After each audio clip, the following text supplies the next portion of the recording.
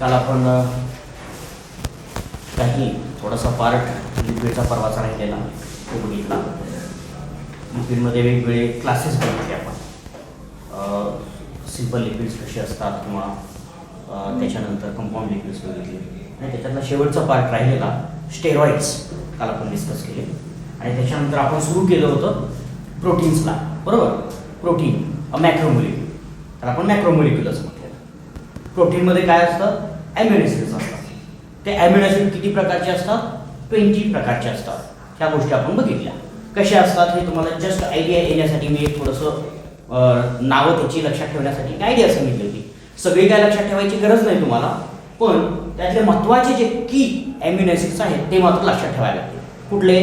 Acidic amino acid, basic amino acid आणि sulphur containing amino acid. ह्या 3 amino ॲसिडवरती तुम्हाला नक्की प्रश्न विचारला जाण्याची शक्यता असते. त्याच्यातला ॲसिडिक आणि बेसिकवरती 100% आणि त्याच्यातलाही बेसिकवरती जास्त प्रश्न विचारला जात असतो. त्याचं कारण आपल्याला पुढे जरासं लक्षात येईल की बेसिक ॲमिनो ॲसिड कुठले आहेत. हे तुम्हाला 3 बेसिक ॲमिनो ॲसिड लक्षातच ठेवावे लागतात, कारण ते जाता जाता मी पुन्हा अजून तुम्हाला सांगणार आहे की ते काय असतात आणि कशासाठी आहेत, कशामुळं त्याला आपण मग एवढं महत्त्व देतो. ठीक आहे. त्याच्यानंतर आपण बघितलं तर वेगवेगळे स्ट्रक्चर्स बघितले होते. Structural levels of the protein. त्याच्यामध्ये प्रायमरी स्ट्रक्चर बघितलं, सेकंडरी स्ट्रक्चर बघितलं. Primary structure just a linear chain of a amino acid. काय म्हटलं मी? Linear chain of a amino acid. आणि सेकंडरी स्ट्रक्चर काय? अल्फा हेलिक्स आणि बीटा हेलिक्स. त्याच्यामध्ये बीटा शीट्स असतील, अल्फा शीट्स असतील आणि टर्न्स असतील, लूप्स असतील, ट्विस्ट असेल. हे सगळे काय झाले? सेकंडरी स्ट्रक्चर झाले. म्हणजेच थोडक्यात तिन्ही एका लाईनमध्ये जर बसवायचे, चारही स्ट्रक्चर जर एका लाईनमध्ये जर बसवायचे झाले एकदम शॉर्टमध्ये, कारण जाताना वेळ फार झालेला म्हणून मी थोडंसं समअप केलेलं. प्रायमरी स्ट्रक्चर सिंपल आहे. ठीक आहे. त्याला काय म्हणायचं? प्रायमरी स्ट्रक्चर्स म्हणायचं. याच्यामध्ये काय असतात? ॲमिनो ॲसिड्स असतात. एक छोटा बॉल आहे, तो ॲमिनो ॲसिड आहे असं समजा. ठीक आहे. दुसरं स्ट्रक्चर कसं असतं? हेलिक्स असतात, बरोबर. हेलिक्स असले त्याच्यानंतर अजून हेलिक्स असले, सलग हेलिक्स सुद्धा असू शकतात, लूप असू शकते. ठीक आहे. अशा प्रकारचं हे काय झालं? Secondary structure. ठीक आहे. आता टर्शियरी स्ट्रक्चर झालं. पण सेकंडरी स्ट्रक्चर आपण वेगवेगळ्या पद्धतीनं सेपरेट काढून बघूया. म्हणजे त्याला आपण सेकंडरी स्ट्रक्चर म्हणूया. सेकंडरी स्ट्रक्चर काय होणार? Alpha helix. Secondary structure alpha helix. तसंच काय असेल? बीटा हेलिक्स असेल, बरोबर. राईट हँडेड असेल तर अल्फा म्हणायचं, लेफ्ट हँडेड असेल तर बीटा म्हणायचं. ठीक आहे. एकच असेल त्याच्यामध्ये दोन, एक टर्न होईल किंवा बेंड होईल आणि त्याच्यामध्ये शीट तयार झाल्यासारखं होईल. म्हणजे एका पॅरलल अरेंजमेंट आपल्याला ह्या प्रायमरी प्रोटीन चेनची किंवा पॉलीपेप्टाइड चेनची अरेंजमेंट असलेली बघायला मिळेल. त्या सगळ्याला मिळून काय होतं? Separate. Alpha helix is a secondary structure, beta helix is a secondary structure, loop असेल, loop is a secondary structure. ठीक आहे. Sheet is a secondary structure. ठीक आहे. आता टर्शियरी मध्ये काय होतं? Tertiary is a combination of all this different structures. Secondary स्ट्रक्चरचं कॉम्बिनेशन झालं की त्याला काय तयार झालं बघायला मिळतं? Tertiary structure. टर्शियरी स्ट्रक्चर म्हणजे अगोदर मी जे काढलं होतं ते आपल्याला लक्षात येईल. कसंही काढा, तुम्हाला पाहिजे तसं काढ. मी काढतोय असंच काढायला पाहिजे असं काही नाही. फक्त डोळे झाकायचे आणि असंच फिरवायचे पेन, ते टर्शियरी झालं. ठीक आहे. टर्शियरी स्ट्रक्चर झालं. आणि आता क्वाटर्नरी स्ट्रक्चर मध्ये काय असतं की many tertiary structure comes together forms a quaternary structure. ठीक आहे. आणि कोण? टर्शियरी स्ट्रक्चर्स एकत्र येतात. म्हणजे हा ग्लोब्युलर असतात. लक्षात ठेवायचं. ग्लोब्युलर गोल, स्पेरिकल, रफली स्पेरिकल असलेलं बघायला. आणि हे रफली स्पेरिकल स्ट्रक्चर्स असे अनेक स्ट्रक्चर एकत्र येतात आणि त्याचं काय होतं? क्वाटर्नरी स्ट्रक्चर काय? क्वाटर्नरी. ठीक आहे. क्वाटर्नरी स्ट्रक्चर मध्ये काय होईल बघा. असा एक प्रोटीन असेल सिंगल टर्शियरी स्ट्रक्चर, दुसरं असेल, ठीक आहे, तिसरं असेल आणि चौथं असेल. याच्यापेक्षा जास्त सुद्धा असू शकतात. Many units will be there. Smaller tertiary structures comes together and forms a quaternary structure. आता ज्यावेळेस आपण एक सिंपल एक्झाम्पल जर बघितलं, दॅट इज अ हिमोग्लोबिन. सगळ्यांना माहित आहे हिमोग्लोबिन, माहिती बरोबर. Haemoglobin is formed of the globin, ठीक आहे. पण हे काय असतात, क्वाटर्नरी स्ट्रक्चर असतात. त्याच्यामध्ये वेगवेगळ्या प्रकारचे ग्लोबिन्स आलेले बघायला मिळतात, ठीक आहे. वेगवेगळ्या प्रकारचे ग्लोबिन्स असतात. कुठल्या प्रकारचे, दोन प्रकारचे ग्लोबिन्स असतात. अल्फा ग्लोबिलिन असतं आणि बीटा ग्लोबिलिन असतं. म्हणजे दोन प्रकारचे चेन्स असतात. अल्फा ग्लोबिलिन चेन असतात आणि बीटा ग्लोबिलिन चेन्स असलेल्या बघायला मिळतात, ठीक आहे. त्या म्हणजे काय की जर अल्फा म्हटलं तर थोडक्यात आपण असं समजूया की अल्फा हेलिक्सचं प्रमाण ज्याच्यामध्ये जास्त आहे ते अल्फा आहे ग्लोबिलिन झाले. ज्याच्यामध्ये बीटा हेलायसिस आणि बीटा शीटचं स्ट्रक्चर जास्त आहे त्याला बीटा ग्लोबिलिनच म्हणायचं. पण याच्यामध्ये ज्यावेळेस फायनल स्ट्रक्चर तयार होतं त्यावेळेस काय होतं, अल्फा 2 म्हणजे दोन अल्फा ग्लोबिलिन एकत्र येतात, दोन बीटा ग्लोबिलिन एकत्र येतात आणि मग चार ग्लोबिलिन एकत्र येऊन एक मोठं स्ट्रक्चर तयार झालेलं बघायला मिळतं. आणि आता तुम्हाला माहित असेल की हिमोग्लोबिनला ऑक्सिजन अटॅच होतो. प्रत्येक हिमोग्लोबिनला एक ऑक्सिजन अटॅच झालेला बघा. प्रत्येक हिमोग्लोबिनला काय असतो, एक ऑक्सिजन अटॅच झालेला बघायला. म्हणून आपण एक single haemoglobin molecule carries a 4 number of oxygen असं म्हणतो, ठीक आहे. आणि याच्या मध्ये तुम्हाला एक रिंग असलेली बघायला मिळते, आयर्न कंटेनिंग रिंग, त्याला हिम असं म्हणतो, ठीक आहे. तर अशा प्रकारचं स्ट्रक्चर आपल्याला क्वाटर्नरी मध्ये असलेलं बघायला मिळतं. So this is the structural organisation of a protein.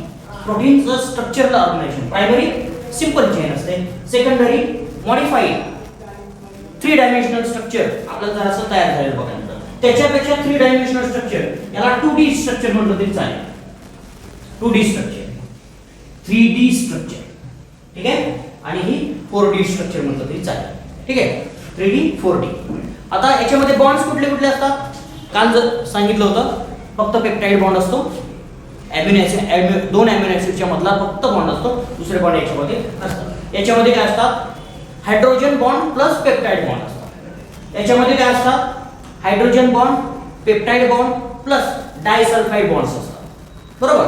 Disulphide bond याच्यामध्ये सुद्धा hydrogen bonds, peptide bonds, disulphide bonds plus interactions असतात, hydrophilic and hydrophobic interaction. So this is the different aspects of the structural organisation of a protein. हे सगळं structural organisation महत्त्वाचं असतं. This tertiary and quaternary structure is very much essential for the function of a protein. प्रोटीनच्या function साठी हे महत्त्वाचं असतं. कसं ते आपल्याला लक्षात येईल की एक साध्या गोष्टी आपल्याला लक्षात येईल. माझा जर हात सरळ असता, म्हणजे माझी जी बोट आपली सरळच असती आणि मला अशी फोल्ड करता येत नसती, तर काय मला पकडता आलं असतं का, मला काम करता आलं असतं का, नसतं. म्हणून हे प्रोटीन्स काय होतात, हे सरळ आहे असं समजा आणि हे फोल्ड झाल्यानंतर काय होतं, it forms a active site, functional site. Function करण्यासाठी मी या बाजून धरू शकतो का, माझा डस्टर आहे खालच्या बाजून धरू शकतोय का, नाही. मला धरताना याच बाजून धरावं लागतं. It is a active site. अशा प्रकारची ऍक्टिव्ह साइट तयार करण्यासाठी आपल्याला प्रोटीनचं काय लागतं, टर्शियरी किंवा क्वाटर्नरी स्ट्रक्चर असणं गरजेचं असतं. म्हणून हे महत्त्वाचं आहे. जर याच्यामध्ये थोडा जरी चेंज झाला, बऱ्याच लोकांना प्रॉब्लेम होता, ॲनिमिया वगैरे होतो. अशा लोकांना ऑक्सिजन बाइंड होऊ शकत नाही. Why, what is that, these proteins cannot fold appropriately. हे प्रोटीन ॲप्रोप्रिएटली फोल्ड झालेले नसतात, म्हणून ते फंक्शन करू शकत नाही आणि म्हणून ॲनिमिया झालेला. मग अशा प्रकारचे अनॲप्रोप्रिएटली or inappropriately folded proteins are degraded, digested, they are eliminated out of the body. अशा प्रकारचे प्रोटीन काय केले जातात, बाहेर काढून टाकले जातात आणि मग आपल्याला प्रोटीनची कमतरता, म्हणजे हिमोग्लोबिन काय होणार, चुकीचं हिमोग्लोबिन तयार झाले की बाहेर काढून टाकलं जातं बॉडीच्या, ते ठेवलं जात नाही, डायजेस्ट करून टाकलं जातं. आणि असं जर झालं तर हिमोग्लोबिनची कमतरता होते आणि ॲनिमिया. साधं सिंपल आहे, ठीक आहे. तर अशा पद्धतीनं आपल्याला हे स्ट्रक्चर्स, वेगवेगळ्या प्रोटीन, प्रत्येक प्रोटीनच्या फंक्शनसाठी सगळ्यात महत्त्वाचं आहे त्याचं स्ट्रक्चर, म्हणून हे स्ट्रक्चरल ऑर्गनायझेशन फार महत्त्वाचं आहे, एवढं लक्षात ठेवायचं. Okay, so what are the different other specific properties of this protein. प्रोटीनच्या स्पेसिफिक प्रॉपर्टीज काय काय असतात त्या जराशा थोड्या ओव्हरलुक करूया. As we have said earlier, proteins do have charge. Proteins जर बघितले तर these are formed of the amino acid. बरोबर, amino acid. And amino acid do have two different kinds of a group. बरोबर, amino acid ला कुठले group असतात? दोन सांगितले महत्त्वाचे, NH2 and COOH group. दोन ग्रुप असतात, amino and acidic group. When we have this amino acid mixed to the special solution, neutral solution, ज्या वेळेस आपण न्यूट्रल सोल्युशन मध्ये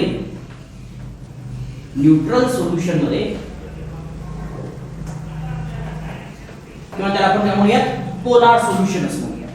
बरोबर,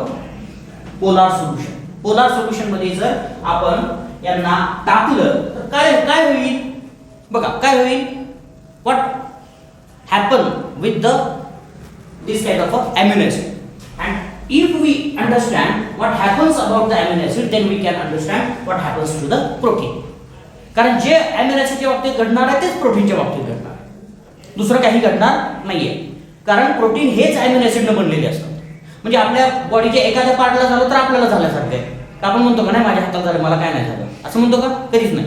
it is a inseparable part of our body. म्हणून तसं amino acids are the part of a protein, and therefore whatever happens to the amino acid, it will happen to the protein. प्रोटीनला ते होणार.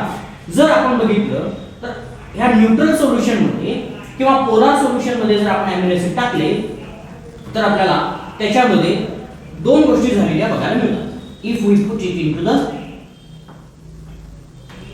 despite of a R, what type of a R is there? We don't think of it. आता आपण त्याचा विचार करत नाहीये, त्याचा आपण विचार पहिल्यांदा हे बघितल्यानंतर पुढे जाऊया. जर आपण यालाच सोल्युशन मध्ये टाकलं आणि त्याच्यामध्ये जर आपण काय बदल होतात ते जर बघितलं तर आपल्याला लक्षात येईल की it will have both the charges, positive charge as well as negative charge. बरोबर, if we have put this amino acid into the neutral solution at that time, at the same time these amino acids are divalent. These are what is a divalent amino acid, and these divalent amino acid have two charges or both charges असं म्हणूया. two म्हणण्यापेक्षा both charges, दोन्ही प्रकारचे charges असतात. कुठला असेल, positive charge असेल आणि निगेटिव्ह चार्ज असेल, दोन्ही चार्जेस असतील. ठीक आहे, when they have two different charge, it says that the sum of the positive charge. आता एका amino acid साठी बघितलं आपण, when we are thinking of the protein at that time, what is there, sum of positive charge is equal to sum of negative charge. प्रोटीनच्या काय सांगता येईल, protein सुद्धा काय असतात, डायव्हॅलेंटच असतात. असं म्हटलं तर ज्या वेळेस आपण सगळ्या कितीही प्रोटीन कितीही अमिनो ऍसिड असतील एखाद्या प्रोटीन मध्ये 100 अमिनो ऍसिड असतील, मग काय असेल, 100 पॉझिटिव्ह चार्ज असतील, 100 निगेटिव्ह चार्ज असतील. क्लिअर, म्हणून काय, sum of the positive charges equal to the sum of the negative charges, and this point is what as a isoelectric point. Electric point. ज्या वेळेस प्रोटीन वरती निगेटिव्ह चार्ज आणि positive charge equal असतात, त्या पॉइंटला त्या पीएच ला काय म्हणायचं, आयसो इलेक्ट्रिक पॉइंट किंवा आयसो इलेक्ट्रिक पीएच असं म्हणायचं. आता कधी कधी काय होतं बघा, it is not always happens with this protein that they will have equal number of charges, positive and negative charges at a neutral solution. मी फक्त न्यूट्रल सोल्युशनचा विचार केला, बरोबर. पण हे न्यूट्रल सोल्युशन कायम मिळणार आहे का? आपल्या बॉडीचा जर pH बघितला तर किती असतो 7.4. इट्स अ स्लाइटली अल्कलाइन आहे. म्हणजेच काय, याच्यामध्ये OH मायनस आयन जास्त आहे. बरोबर, काही प्रमाणात आहे, जास्त म्हणजे खूप जास्त नाही पण थोडे तरी जास्त आहे. 0.4 एवढे जास्त आहे. But when we put this protein into this new slightly neutral solution, slightly alkaline solution, at that time what will happen with this proteins? ह्या प्रोटीनच्या बद्दल काय घडणार आहे जर आपण विचार केला तर काय घडणार आहे? पहिल्यांदा ज्या वेळेस आपण विचार करू, सुरुवातीला काय होईल, NH2 च राहणार आहे, फक्त निगेटिव्ह चार्ज. काय होईल? Negative charge. बरोबर, इमिडिएटली. पण proteins are formed of different kinds of the amino acid, and those amino acid can be of different type. वेगवेगळ्या प्रकारचे amino acid असतात. आता amino acid कुठल्या प्रकारचे असतात बघा, ते निगेटिव्ह असू शकतात, सॉरी त्याला आपण ऍसिडिक amino acid असं म्हणतो किंवा बेसिक amino acid असतात. बरोबर, ज्या वेळेस आपण ह्या amino acidचा विचार करू त्यावेळेस in addition to this both basic amino group and the COOH group, they also have other kind of a acidic or basic group. When they have an H2 group in addition to this one already of this amino acid, side chain additional basic group or amino group is present in the side chain. जसं आपण दोन amino acid बघितले होते, basic amino acid किती बघितले होते, sorry basic amino acid 3 बघितले होते. कुठला होता? हिस्टिडीन, बरोबर, लायसिन, अर्जिनाइन. बरोबर, 3 बघितले, हिस्टिडीन, लायसिन आणि अर्जिनाइन. बरोबर, 3 वेगळ्या प्रकारचे. अर्जिनाइन मध्ये 2 अमिनो ग्रुप एक्स्ट्रा असतात. काय असतात? 2 अमिनो ग्रुप एक्स्ट्रा असतात, म्हणजे 2 पॉझिटिव्ह चार्ज एक्स्ट्रा आहे. ठीक आहे. जर आपण हिस्टिडीन बघितला, 1 अमिनो ग्रुप आहे, लायसिन बघितला, 1 अमिनो ग्रुप आहे, एक्स्ट्रा आहे, म्हणून त्यांना काय म्हटलं जातं, पॉझिटिव्हली चार्ज्ड किंवा बेसिक अमिनो ऍसिड असं म्हटलं जातं. बरोबर. आणि दुसरे ऍसिडिक अमिनो ऍसिड सुद्धा आहेत. ऍसिडिक अमिनो ऍसिड कुठले आहेत? एस्पार्टिक ऍसिड आणि ग्लुटामिक ऍसिड. ज्या वेळेस ग्लुटामिक ऍसिड आणि एस्पार्टिक ऍसिडचं प्रमाण प्रोटीन मध्ये जर जास्त असलं तर काय होईल, they will have isoelectric point more than the 7 पेक्षा जास्त आयसोइलेक्ट्रिक पॉइंट त्याचा असेल. Isoelectric point is a condition of a solution or it is a condition of a protein at which some of a positive charges and some of a negative charges are equal, and therefore the net charge on the protein is 0. म्हणून काय होतं, याला आयसोइलेक्ट्रिक पॉइंटला अजून दुसरं म्हणायचं, net charge of protein. प्रोटीनचा net charge काय असेल? 0 असेल. बरोबर, 0 असेल. नेट चार्ज 0 असेल का? Positive charges minus negative charges. आता जर बघितलं ऍडिशनल असेल तरी सुद्धा जर आपण टोटल जर बघितला तर तो चार्ज जर 0 असेल तर त्याला सुद्धा आयसोइलेक्ट्रिक पॉइंट असं म्हणायचं. म्हणजेच काय होईल, समजा आपल्याला एक अमिनो ग्रुप एक्स्ट्रा आहे, एक प्लस एक्स्ट्रा आहे, बरोबर, आणि एक प्लस जर एक्स्ट्रा असेल तर आपण काय करणार, त्याला एका सोल्युशन मध्ये पुटअप करणार. त्यावेळेस काय होईल, अजून याच्यामध्ये OH मायनस आहे, याच्यातला H बाजूला जाऊन OH मायनस बरोबर वॉटर तयार होईल. बरोबर, आणि मग याचा चार्ज काय होईल, टोटल चार्ज याचा 0 होईल आणि इथला मायनस, सॉरी इथला प्लस आणि इथला मायनस, न्यूट्रल चार्ज. पण याच्यामध्ये काय पाहिजे, OH मायनस आयन्स असायला हवे. 7 pH ला असं होईल का? Think of the 7 pH, equal amount of hydrogen and OH minus ions. ठीक आहे, H plus आणि OH minus ion काय असतात, इक्वल असतात at a pH 7. What will happen at that time? At that time there will be the additional charge on both the amino groups and one charge will be negative. So 2 charges are positive and 1 is a negative. So total it will be a positively charged protein. बरोबर, completely net charge काय येईल, 0 च्या ऐवजी positive येईल. बरोबर, अशा पद्धतीनं आपल्याला अॅमिनो ॲसिडचं बिहेवियर प्रोटीनच्या बिहेवियरनुसार मॅच झालेलं बघायला मिळतं. ठीक आहे. So proteins behave in the different way and for the work or for doing some kind of function or specific function, proteins needs a specific type of a solution as well. And so the pH directly influence or it creates an influence on the functional aspect of a protein, or it creates an influence on the behavior of a protein. प्रोटीनच्या behaviour वरती सगळ्यात महत्त्वाचा effect कोणाचा होतो? pH चा झालेला आपल्याला बघायला मिळतो. ठीक आहे. मग ज्या वेळेस आपल्याला पॉझिटिव्हली चार्ज प्रोटीन जास्त असतील त्यावेळेस आपल्या लक्षात आलं पाहिजे की they have positively charge amino acid in them. त्यांच्यामध्ये पॉझिटिव्हली चार्ज अॅमिनो ॲसिडचं प्रमाण जास्त असतं. ठीक आहे. अशा पद्धतीनं आपल्याला हे प्रोटीन लक्षात घेणं गरजेचं आहे. त्याचा चार्ज सुद्धा महत्त्वाचा असलेला आपल्याला मिळतो. But when we are thinking of only amino and acidic group and not additional, not we are thinking about the additional group of this amino acid, then you can think that these proteins are amphoteric in nature. Proteins काय amphoteric nature चे असतात असं आपण म्हणू शकतो. का amphoteric? It is acting as a buffer, just acting as a buffer म्हणून काम करतात. Why? When we put it into the weak acid, they act as a base. When we put it into the weak base, at that time it will act as a acid. ठीक आहे.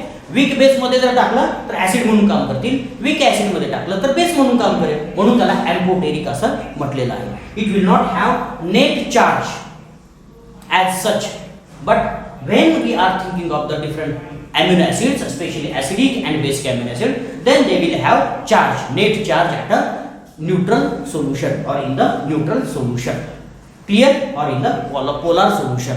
So these are the different aspects of the proteins, and so proteins are playing very important role in the physiology of our body. आपल्या बॉडीच्या physiology मध्ये ते फार महत्त्वाचा role play करतात. So these proteins can be of different type. मी काही additional तुम्हाला माहित असावे म्हणून सांगणार आहे. पहिला क्लासिफिकेशन आपण दोन प्रकारामध्ये करतो. हे तुमच्या बुकमध्ये लिहिलेलं नसेल पण मेन्शन मध्ये झालेलं आहे कुठेतरी. एक आहे फायब्रस प्रोटीन्स आणि दुसरे आहेत ग्लोब्युलर प्रोटीन्स. दोन प्रकारचे प्रोटीन असतात. एक आहे फायब्रस प्रोटीन आणि दुसरं आहे globular protein. Fibrous it forms a fibre. पहिली सगळ्यात महत्त्वाची फायब्रस का म्हटलं? It forms a fibre. Fibre like structure तयार करतो. कुठलं आहे? हेअरचं प्रोटीन, किरॅटिन प्रोटीन. किरॅटिन आपल्या बॉडीमध्ये कुठं असतं? स्किन मध्ये असतं, पण कमी प्रमाणात असतं. हेअर्स मध्ये फक्त किरॅटिन असतं, नेल्स मध्ये किरॅटिन असतं. ठीक आहे. आपल्या तळव्यामध्ये किरॅटिन असतं, आपल्या पायाच्या तळव्यामध्ये किरॅटिन असतं. ठीक आहे. म्हणून ते हार्ड पार्ट होतात बघा. These are the hard part because of the deposition of a keratin. Keratin deposit झाल्यामुळं आता सेन्सिटिव्हिटी पण नसते. आपल्या केसांना सेन्सिटिव्हिटी आहे का? केसाच्या बेसला आहे म्हणून आपल्याला जाणीव होते, पण केसाला सेन्सिटिव्हिटी नाहीये. डेड सेल्स तयार होतात, त्या सेल्सच बनलेले असतात. केस काय फक्त केरॅटिन प्रोटीन बनलेले नाहीये, पण त्या सेलमध्ये जास्तीत जास्त केरॅटिनचं प्रमाण जास्त असतं. 99% केरॅटिन असतं, म्हणून ते आपल्याला प्रोटीन आहे असं म्हणतो. आणि ते काय? फायब्रस प्रोटीन आहे. सिल्क माहिती आहे, सिल्कच्या साड्या आवडतात किंवा सिल्कची कपडे घालायला छान वाटतात. काय? Silk is a fibrous protein. Silk आहे, किरॅटिन आहे. बघा अजून दुसरी गोष्ट, माझी स्किन अशी वरती ओढली की आता ओढत नाही, पण जर अजून वय वगैरे झालं तर येईल लांब. अशी म्हातारी वयस्कर लोक असतात त्याच्यामध्ये असे त्यांची स्किन लोंबते. माहिती आहे का लोंबते? Because skin contains a fibrous protein पण एज अ कोलॅजन. काय असतं? कोलॅजन आहे. दुसरं असतं इलॅस्टिन. इलॅस्टिन नावाचं हे दोन प्रोटीन आहे. इलॅस्टिक प्रॉपर्टी असते त्यांच्यामध्ये. Collagen is the toughest protein in the body. हे आपल्या लोखंडी तारेपेक्षा सुद्धा स्ट्रॉंग असतं, त्याच्यापेक्षा स्ट्रॉंग असतं. एकाच साईजचे जर दोन्ही लोखंडी ताराने ही घेतली तर त्याच्यापेक्षा लोखंडी तारेपेक्षा वजन जास्त कोण देऊ शकतो? कोलॅजन. लक्षात ठेवायचं. इलॅस्टिक प्रॉपर्टी असते, लक्षात ठेवायचं. म्हणून स्किन आपली कशीही फोल्ड होत झालेली बघायला मिळते, बेंड झालेली बघायला, नाहीतर काय कागदासारखं फाटली असते. कागदामध्ये इलेस्टिसिटी नसते, लक्षात ठेवा. मग काय झालं असतं, असा मी हात केला तर इथं फाटली असते. टियर अँड वियर मेकॅनिझम झाला, पण तसं होत नाही, because they have elastin present in it. ठीक आहे. आणि त्याच्यापेक्षा जास्त का स्ट्रेच होत नाही, सफिशियंट अमाऊंट मध्येच का स्ट्रेच होते, because there is a collagen. त्याच्यासाठी सुद्धा लिमिट सेट करून दिलेले आहे, नाहीतर ते प्रोटीन सुद्धा तुटून यायचे बाजूला इलॅस्टिन सारखे, पण तसं होत नाही. ठीक आहे. तर अशा प्रकारचे हे काय असतात, फायब्रस प्रोटीन असतात. These are insoluble in water. वॉटरमध्ये इनसोल्युबल असतात, लक्षात ठेवायचं. आणि त्याच्यामुळे आपल्या बॉडीला स्ट्रेंथ मिळते, लक्षात ठेवायचं.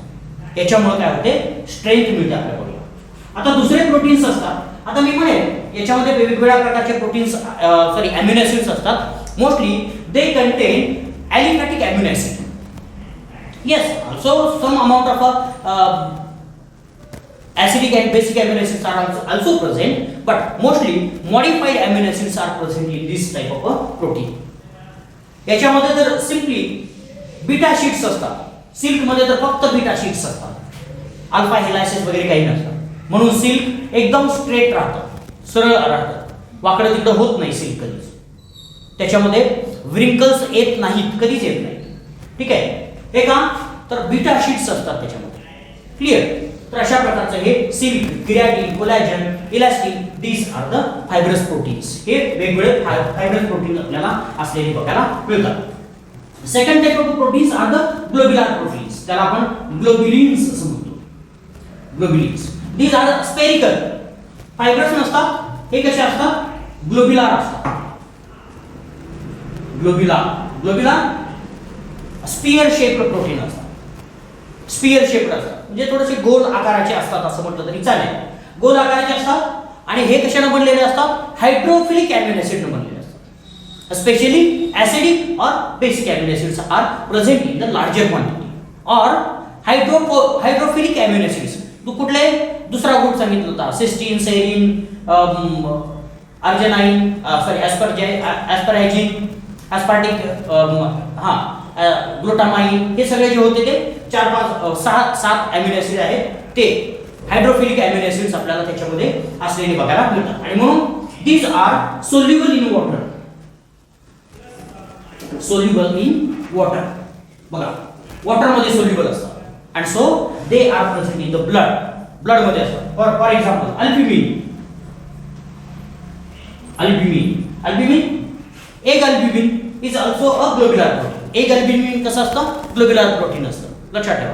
आपल्या ब्लड मध्ये अल्ब्युमिन असतं, that is also blood albumin is also a globular protein. Globin हा शब्द त्याचा ग्लोब्युलर प्रोटीन साठी वापरला जातो. ठीक आहे. That is also a soluble protein present in the blood. Okay. All different kinds of the enzymes are the globular proteins. Enzymes आपल्या blood मध्ये सोल्युबल असतात, आपल्या बॉडी फ्लुइड मध्ये सोल्युबल असतात, म्हणून त्याला ग्लोब्युलर प्रोटीन असं म्हटलं तरी चालेल. So first classification based on the structure and their physical properties. Physical आणि स्ट्रक्चरल प्रॉपर्टीज आहेत, त्याच्यावरून आपल्याला दोन प्रकार या प्रोटीनचे पडलेले बघायला मिळतात, फायब्रस प्रोटीन आणि ग्लोब्युलर प्रोटीन. ठीक आहे. Fibrous proteins mostly involved in the formation of structure. लक्षात ठेवायचं. दुसरं याचं काय काम आहे, formation of structure only. All different kinds of the fibrous proteins are involved in the formation of a structure such as hairs, skin, nails. कुठलेही असतील, फक्त स्किन असंच नाही, आपल्या बॉडीमध्ये जेवढे काही स्ट्रक्चर्स आहेत ते स्ट्रक्चर स्ट्रॉंग बनवण्यासाठी, फोल्ड किंवा सॉफ्ट बनवण्यासाठी सुद्धा या फायब्रस प्रोटीनचा सगळ्यात महत्त्वाचा रोल असलेला बघायला मिळतो. म्हणजे असं नाही की सगळे स्ट्रक्चर्स आपल्या बॉडीच्या सगळ्या स्ट्रक्चरमध्ये काही ना काही प्रमाणामध्ये, कुठं जास्त प्रमाणामध्ये, कुठं कमी प्रमाणामध्ये केराटिन किंवा इलॅस्टिन असेल, कोलॅजन असेल, हे सगळे प्रेझेंट असलेले बघायला मिळतात. सगळ्यांच्या बॉडीमध्ये आपल्याला अशा प्रकारचे प्रोटीन स्ट्रक्चर म्हणून काम केलेले बघायला मिळतात. ठीक आहे. Globular proteins are involved in the function. They are not forming structure, they do some kind of a function. काय असेल, they will act as a enzyme म्हणून काम करतील, बरोबर. They will act as a carrier proteins, albumin carry करतात. काही काय काय काय कॅरी करतात, महत्वाचे काही इलिमेंट्स असतात. फॉर एक्झाम्पल विटॅमिन्स असतात. विटॅमिन कॅरी करण्यासाठी आपल्याला प्रोटीन्स असलेले बघायला मिळतात. आयर्न कॅरी करण्यासाठी प्रोटीन्स असलेले बघायला मिळतात. कॉपर आयन्स किंवा मेटल आयन्स कॅरी करण्यासाठी प्रोटीन्स आपल्याला महत्वाचे असलेले बघायला मिळतात.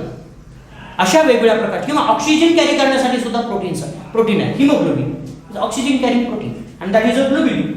So globulin proteins are involved in the function. They are doing function, and fibrous proteins are forming a different body structures. ह्या दोन गोष्टी आपल्याला इथं लक्षात ठेवायच्या आहेत. बघूया. Second classification is based on the different components of the protein. How these proteins are formed of. ते प्रोटीन कशाने बनलेले आहेत त्याच्यावरून त्याचे आपल्याला तीन वेगवेगळे प्रकार आपल्याला करता येतील. बघूया कुठल्या प्रकार करता येतात. These are the simple proteins. First group is the simple protein. बघा, simple proteins formed of only amino acids. बघा, जे प्रोटीन फक्त आणि फक्त अमिनो ऍसिड ने बनलेले असतात. आता तुम्ही म्हणणार प्रोटीन अजून कशाने बनलेले असतात, ठीक आहे. Those are the modifications. Basic is the protein.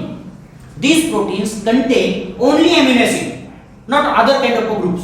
दुसरे ग्रुप त्याच्यामध्ये प्रेझेंट नसतात. अशा प्रोटीनला काय म्हणायचं, सिंपल प्रोटीन्स असं म्हणायचं. दीज प्रोटीन्स आता जसं बघितलं तसं ग्लोब्युलर असतील किंवा स्ट्रक्चरल प्रोटीन असतील, ठीक आहे. ग्लोब्युलर असतील किंवा फायब्रस प्रोटीन असतील, कुठल्याही प्रकारचे असतील. आता याच्यामध्ये मात्र आपल्याला वेगवेगळ्या अल्ब्युमिन आहे. Albumin is present in the blood. ब्लडमध्ये आपल्या ब्लडमध्ये अल्ब्युमिन जास्त प्रमाणात प्रेझेंट असलेलं बघायला मिळतं. So it performs a different kinds of function. वेगवेगळ्या प्रकारचे फंक्शन आपल्याला त्याला. किंवा कोलॅजन आहे. Collagen is also simple protein. लक्षात ठेवा, कोलॅजन सिंपल प्रोटीन आहे. इलास्टिन सिंपल प्रोटीन आहे. सिल्क सिंपल प्रोटीन आहे. In addition to the amino acid there is no additional groups present in these proteins. So these are called as a simple proteins. एकच लक्षात, simple protein ची simple definition आहे. These are formed of only amino acids. When we take out these proteins and digest, you will find only amino acid, no additional group. बरोबर. आता additional group असेल तर तो दुसरा प्रकार आहे, ठीक आहे. तर पहिल्यांदा लक्षात ठेवायचं, these are the simple proteins. आणि simple protein चे एक्झाम्पल्स आपल्याला घेता येतील. ग्लोब्युलिन्स आहेत किंवा फायब्रस प्रोटीन. आताची जी दोन्ही याच्यामध्ये इन्व्हॉल्व केलेली चालेल. Not all globulins are simple protein. लक्षात ठेवा. दुसरा वाक्य मी वापरतोय, not all globulins are simple proteins. These globulins can be of different type. Haemoglobin is a other kind. ते सिंपल नाही, ते कॉम्प्लेक्स प्रोटीन आहे, कंपाऊंड प्रोटीन आहे, ठीक आहे. हिमोग्लोबिन काय, कंपाऊंड प्रोटीन. का ते आपण नेक्स्ट स्टेप मध्ये बघूया. पण पहिल्यांदा लक्षात ठेवा, नॉट ऑल ग्लोब्युलिन्स. ग्लोब्युलिन्स मध्ये जर बघितलं तर अल्ब्युमिन एग मध्ये असेल, ॲनिमल मध्ये आपल्याला असलेलं बघायला मिळेल, ठीक आहे. फायटो अल्ब्युमिन्स असतील. प्लांट मध्ये सुद्धा अल्ब्युमिन्स असतात. आणि ते अल्ब्युमिन सगळे कशाने बनलेले असतात, तर सिंपल प्रोटीन्स असलेले बघायला मिळतात. All different kinds of the blood proteins आपल्याला जे असतात ते सगळे जास्तीत जास्त असतात ते सिंपल प्रोटीन्स असतात. पण ब्लड प्रोटीन मध्ये हिमोग्लोबिन आणि काही मॉडिफिकेशन असणारे मात्र तो आपल्याला दुसऱ्या प्रकारामध्ये घ्यावे लागतात. Clear. So these are the simple protein. एकच लक्षात ठेवायचं, these are form of the amino acid. So second type of proteins are the compound proteins और complex protein. Compound proteins. These compound proteins are formed of two different kinds of the groups. लक्षात ठेवा, आता इथं दोन group असतात. एक असतो protein group, protein, आणि दुसरा असतो नॉन प्रोटीन ग्रुप. आता म्हणणार नॉन प्रोटीन याच्यामध्ये आला तर त्याला प्रोटीन म्हणायचंच कसं, त्याला फक्त प्रोटीन म्हणायचं, त्याला कंपाऊंड प्रोटीन म्हणायचं, ठीक आहे. आता ह्या प्रोटीन मध्ये काय असतं, proteins are formed of only amino acid. Protein कशाने बनलेले असतात, amino acid. and these are the part of the protein but not formed of an amino acid. Clear. Proteins are always formed of an amino acid. But sometimes what happens, in addition to amino acid, there is a need of some other helping groups, and this non-protein part is called as a prosthetic group. Prosthetic group, helping group, which helps in the function. जो function मध्ये मदत करतो असा group, ठीक आहे, जो function करण्यासाठी त्याला मदत करतो असा ग्रुप म्हणजे प्रोस्थेटिक ग्रुप. आणि जो ग्रुप अमिनो ऍसिड ने बनलेला नाहीये, दुसरा कशानेही बनलेला असेल, ठीक आहे, कशाने बनलेला असेल, कशाने बनलेला असेल, there are large number of list. आपल्याला मोठी लिस्ट आपल्याला तयार करता येईल कशाने बनलेली असतात. आपण बघणार आहोत काही त्याच्यातले पार्ट आपण बघणार आहोत. Prosthetic group it may be organic compound, organic असेल किंवा it may be inorganic. Inorganic म्हणजे काय असेल बघा, आयर्न असेल, बरोबर, सल्फर असेल, there can be copper common असणार किंवा झिंक असेल. This will be the additional. For example hemoglobin, if there is a no iron, then hemoglobin can't function as a oxygen carrier. Oxygen carrier म्हणून काम करू शकत नाही कोण, हिमोग्लोबिन. का, जर त्याच्यामध्ये आयर्न नसेल तर, बरोबर, मग आपल्याला ऑक्सिजनची कमतरता असते आणि मग आपण म्हणतो की आपल्याला आयर्न खाल्लं पाहिजे, काही हे केलं पाहिजे. आणि सगळ्यात महत्त्वाचा तर विरोधाभास असा असतो की आज आपण वेगवेगळे भांडी वापरतो. भांडी कशाची असतात, जास्तीत जास्त ॲल्युमिनियमची, स्टीलची असतात, ज्याच्यातनं आयर्न कधीच बाहेर निघत नाही. आणि तिसरी असतात हँडलूम, तो प्रकार आला. आता तर वेगळा झाला, तो कोटेड वगैरे येतात ना, that's a very bad thing in our life. आपल्या आयुष्यामध्ये सगळ्यात चुकीच्या गोष्टी, सायन्सचा सगळ्यात चुकीचा वापर म्हणजे तो आहे. लक्षात ठेवायचं, हे वापरायचं ना फार भयानक आहे. आणि मग म्हणतो आपल्याला मला ब्लड हिमोग्लोबिन कमी आहे, माझ्यामध्ये 9 आलं, माझ्यामध्ये 8 आलं, मग मला विकनेस आला, मग मला त्रास झाला. अगोदरच्या काळामध्ये असं काही होत नव्हतं. का, तर सगळं लोखंडी होतं, आयर्न बनलेलं. तवा लोखंडाचा, कढई लोखंडाची, त्याचं सगळी जी भांडी आहे, पळी असेल, उलटणं असेल, सगळं काय लोखंडी असायचं. आणि मग ते एकमेकाला घासलं की लोखंडाचे काही कण त्याच्यामध्ये मिक्स व्हायचेच, तुम्हाला आयर्नच्या गोळ्या खायची गरज पडायची नाही, ठीक आहे. मग अशा प्रकारचे जे इनऑर्गेनिक कंपाऊंड आहेत, इनऑर्गेनिक एलिमेंट्स आहेत, when they combines with this protein, they are called as a prosthetic. They helps to the function of a protein, प्रोटीनच्या फंक्शनसाठी मदत करतात. आता दुसरा ऑर्गेनिक ग्रुप असतो. ऑर्गेनिक ग्रुप काय असेल, फॉर एक्झाम्पल आता आपण बघितलं हिमोग्लोबिन मध्ये हिम जो आहे तो काय आहे, ऑर्गेनिक ग्रुप आहे, बरोबर, ऑर्गेनिक ग्रुप आहे. तो कसा बनलेला असतो, काय बनलेला असतो ते आपल्याला जास्त त्याच्यात जायची गरज नाही, पण तो हिम जो असतो तो ऑर्गेनिक ग्रुप असलेला बघायला. किंवा कोएन्झाइम, ह्या सगळ्यांना कोएन्झाइम असं म्हणतात. लक्षात ठेवा, ऑर्गेनिक ग्रुप असेल तर त्याला काय म्हणायचं, जनरल कुठलेही कोएन्झाइम असेल, आपल्याला वेगवेगळ्या प्रकारचे कोएन्झाइम्स, आपण काही रिॲक्शन्स ज्यावेळेस बघणार आहोत त्यावेळेस तुम्हाला लक्षात येईल की हे कोएन्झाइम्स असतात, ठीक आहे.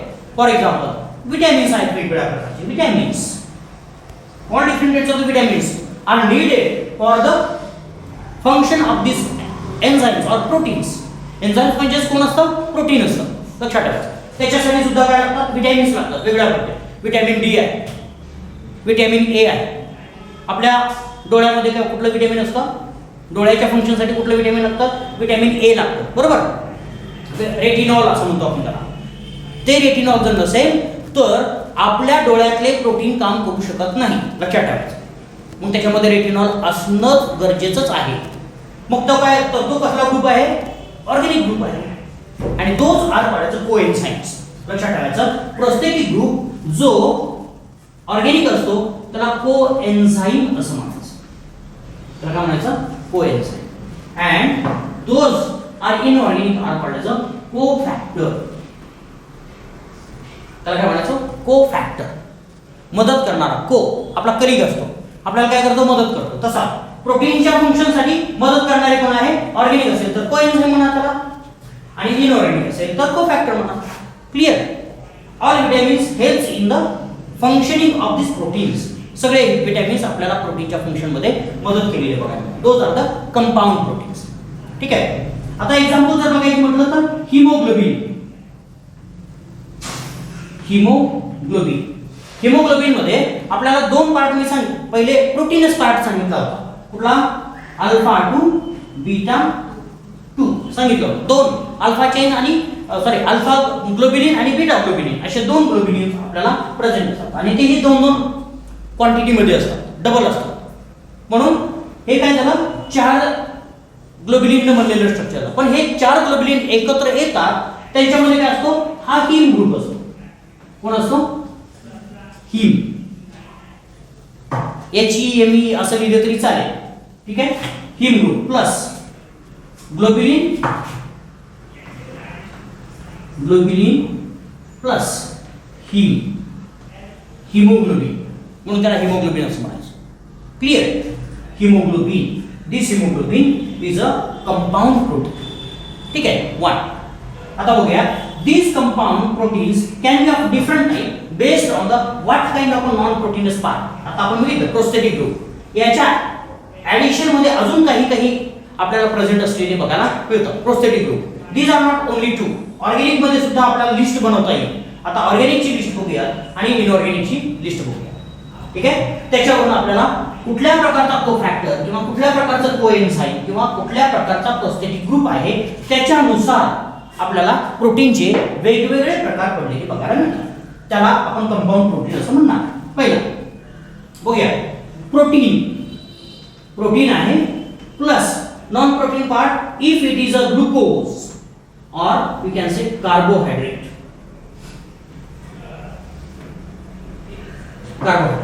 ठीक आहे. त्याच्यातला काय असेल, ग्लुकोज असेल, स्पेशली एकही असू द्या, डझंट मॅटर. कुठे अटॅच होईल, कुठेही अटॅच होईल, असं काही स्पेसिफिक नाहीये. म्हणून त्याला काय म्हणतात, protein plus carbohydrate. Those are called as a glycoproteins. बघा, proteins, glycoproteins. It is one of the type of compound protein. Compound प्रोटीनचा एक प्रकार आहे काय, ग्लायकोप्रोटीन. सेकंड आपल्याला सांगता येईल प्रोटीन प्लस लिपिड. कुठलाही लिपिडचा पार्ट असेल, आपण लिपिड बघितले, त्या लिपिड मधला कुठलाही लिपिड त्याच्यामध्ये इन्व्हॉल्व असेल, काय म्हणायचं, लिपोप्रोटीन. त्याला काय म्हणायचं, लिपोप्रोटीन. लक्षात ठेवा, लिपोप्रोटीन. ठीक आहे. तिसरा ग्रुप आपल्याला present, protein plus nucleic acid.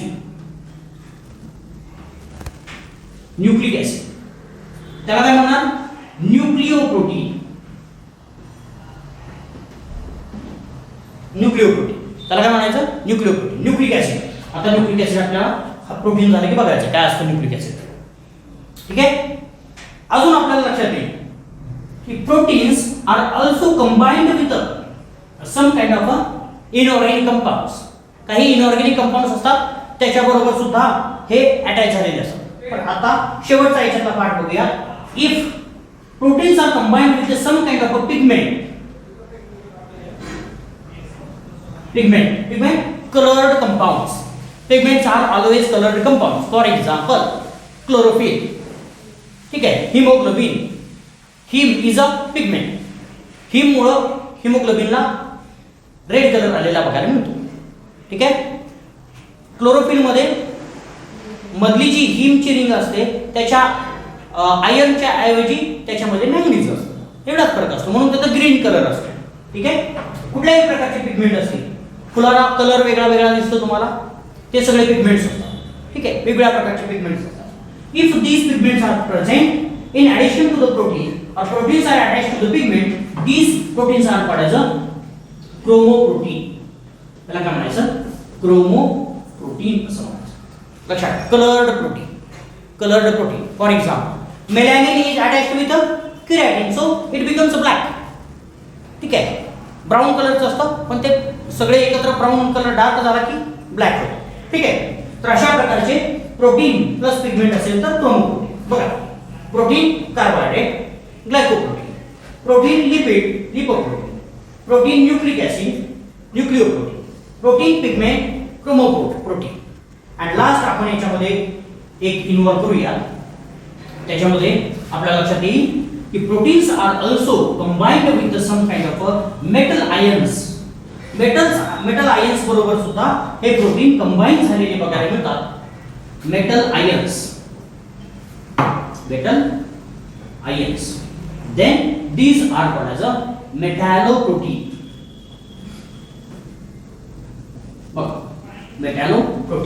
Metalloprotein prosthetic group is a metal. The non-protein group is a metal ion. For example, iron. ठीक आहे. फेरस प्रोटीन, फेरिसिन असं म्हटलं तरी चालेल. Copper protein, copper carrying protein आपल्याला असलेले बघा. Albumins always binds with metal ions. आपल्या बॉडीमध्ये जर आयर्न न गेलं तर लगेच हिमोग्लोबिन मध्ये जातं का? नाही जात. मग ते काय करावं लागतं? आपल्या पोटामध्ये आयर्न गेल्यानंतर ते आपल्या सेलमध्ये ऍब्सॉर्ब होतं. आणि सेलमध्ये ऍब्सॉर्ब झालं की त्या सेल काय करतात? त्याच्यातले जे प्रोटीन असतात ते प्रोटीन त्या मेटल आयनला बाइंड होतात आणि मग जिथं आरबीसी तयार होतात तिथे घेऊन जातात. कुठं? आपले बोन्स असतील, आपल्या बोनमध्ये घेऊन जातात. ठीक आहे, बोन मॅरोमध्ये नेतात आणि मग तिथं काय होतं? आयर्नचं कन्व्हर्जन आपल्याला हिमोग्लोबिन मध्ये केलेलं बघायला मिळतं. पण तिथून ब्लड मधून कॅरी करण्यासाठी प्रोटीन असतं, त्याला आपण मेटॅलोप्रोटीन असं म्हणतो. कॉपरचं सुद्धा तसं असतं. किती वेगवेगळ्या प्रकारचे आपल्याला मेटल आयन जेवढे लागणार आहेत त्या सगळ्यांना कॅरी करण्यासाठी कॅरियर प्रोटीन्स असतात.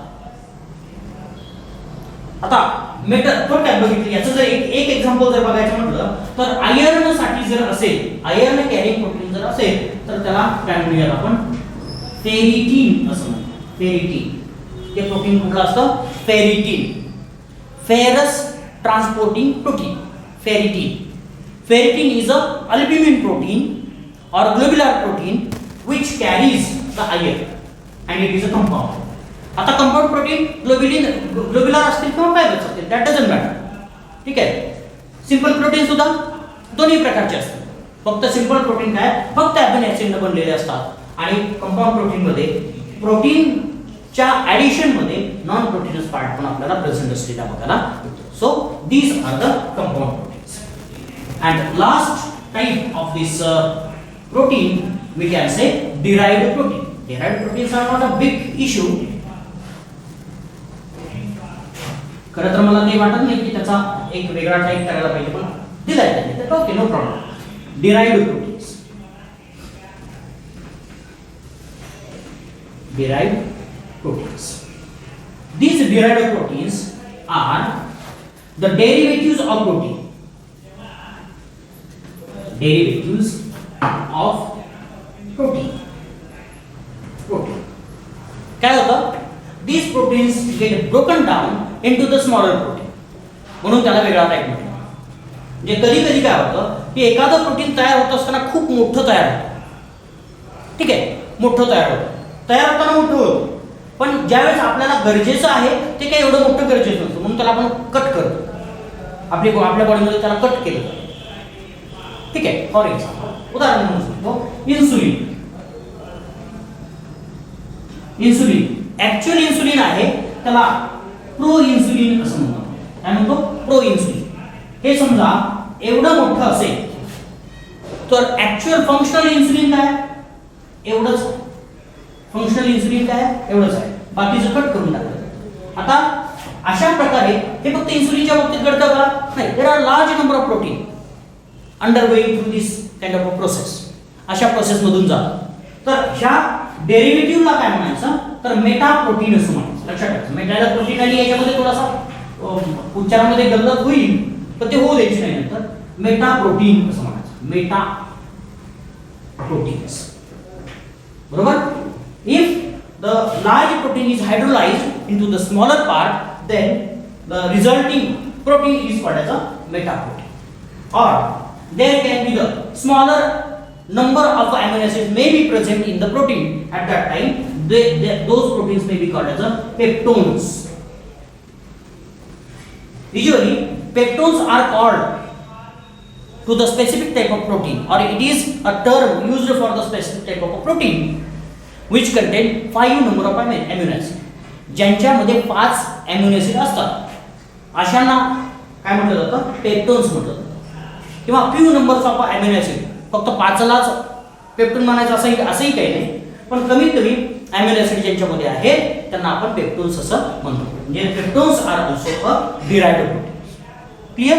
So these are the derivatives of a larger protein, therefore these are called as a derived protein. So these are the different aspects of a protein. हे सगळे वेगवेगळ्या प्रकारचे प्रोटीन्स होते. At last we will see what are the different functions of a protein. What is the role of a protein in our body? आपण हे protein एवढं म्हणतो आणि बऱ्याच वेळा आपण म्हणतो की आपल्याला दररोज कमीत कमी 250 ग्रॅम प्रोटीन खाल्ले पाहिजेत. आपण आपल्या चांगल्या हेल्थसाठी 250 ग्रॅम म्हणजे 1/2 किलो प्रोटीन 24 आवर्ससाठी आपल्याकडे गेले पाहिजेत आपल्या बॉडीमध्ये. पण आपला डाएट काय जास्तीत जास्त कार्बोहायड्रेटचा आहे. भात जास्त खातो आपण, चपाती जास्त खातो, त्याच्यामध्ये कार्बोहायड्रेटचं प्रमाण जास्त आहे, लक्षात ठेवायचं. पण आपण प्रोटीन फार कमी खातो आणि मग आपल्याला प्रॉब्लेम काय होतात, डायबिटीस होतो, लठ्ठपणा होतो, कमकुवतपणा होतो. हे सगळे कशामुळे होतात, प्रोटीनच्या कमतरता असतात. लक्षात ठेवायचं, प्रोटीन्स हे फार महत्त्वाचे आहेत. आणि मग प्रोटीन कशात मिळतात, what is the natural source of protein?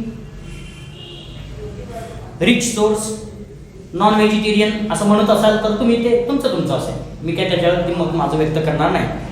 Egg आहेत, ठीक आहे, एग आहे किंवा मीट आहे, प्रोटीन रिच सोर्स आहे. आता व्हेजिटेरियन काय, कडधान्य सगळे असतील, ठीक आहे, कुठलंही मोड आलेली धान्य असते, मटकी असेल, मटकी रात्री काय करायची, भिजत टाकायची, खायची.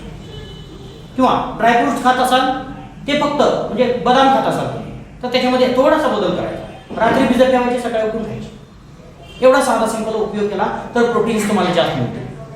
ठीक आहे, कुठलीही वाटाणे असतील, तुम्हाला जे आवडतं ते मिक्स करा सगळं एकत्र आणि खा, तर त्याच्यातून भरपूर प्रोटीन्स मिळतात तुम्हाला मग काय कमकुवतपणा वगैरे येण्याचा काही संबंध नाही, कधीच नाही. दुसरी गोष्ट, आपण वेगवेगळ्या प्रकारचे कॉस्मेटिक्स वापरतो स्किन चांगली राहण्यासाठी. हे प्रोटीन्स खाल्ले की स्किन चांगली राहते, काही प्रॉब्लेम येत नाही.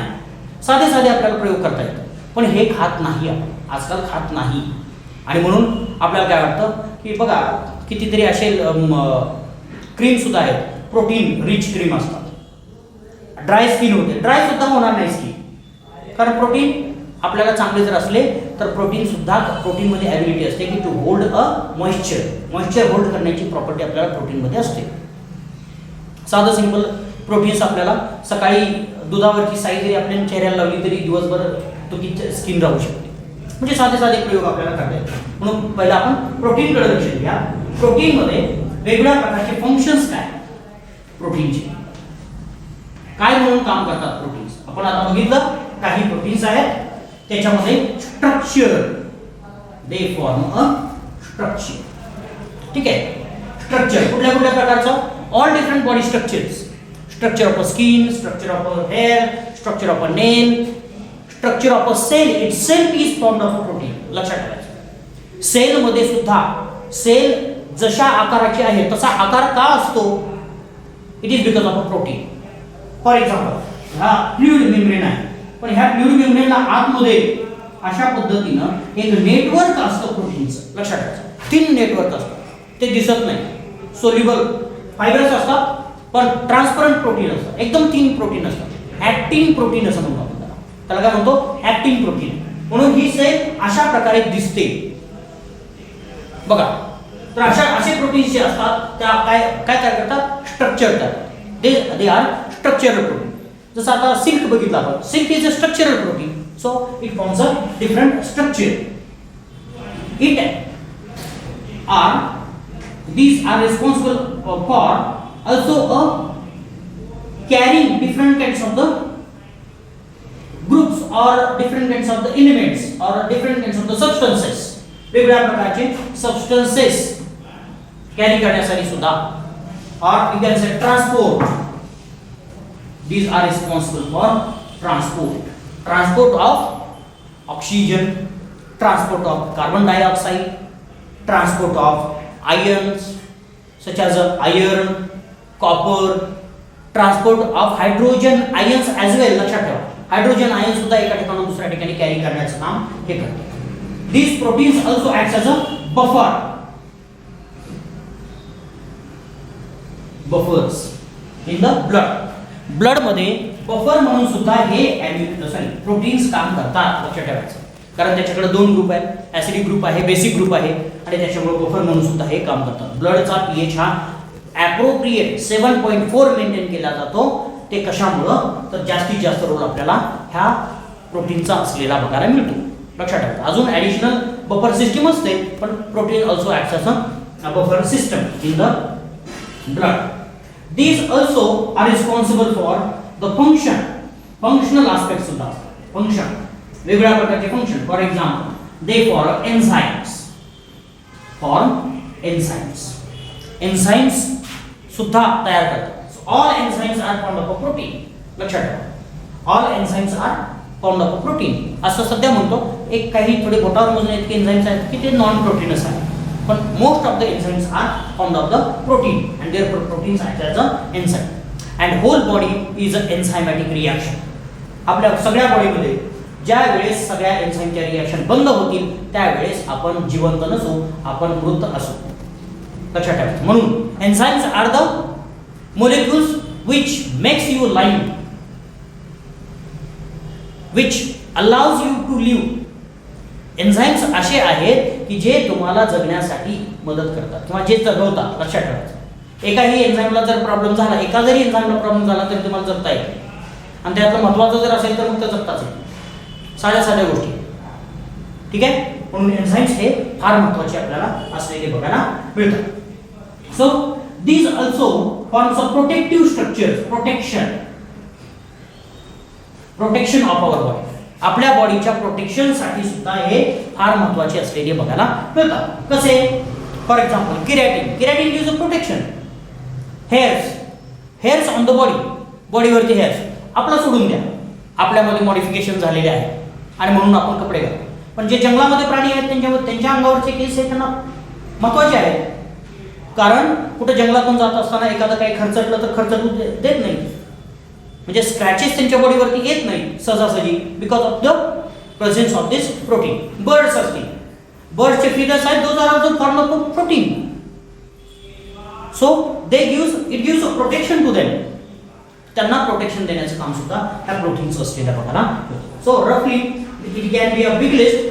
स्पेसिफिक प्रोटीन जर बघितले स्पेसिफिक फंक्शननुसार तर आपल्याला खूप मोठी लिस्ट तयार झालेली बघायला मिळेल, पण आपण जनरल जर बघितले, काही ब्रॉड ग्रुपिंग जर केलं फंक्शनचं, they forms a different structures, they acts as a carrier, they helps in the buffering of our body fluids, they do different kinds of the functions and forms such as enzyme molecules as well as they gives a protection to our body.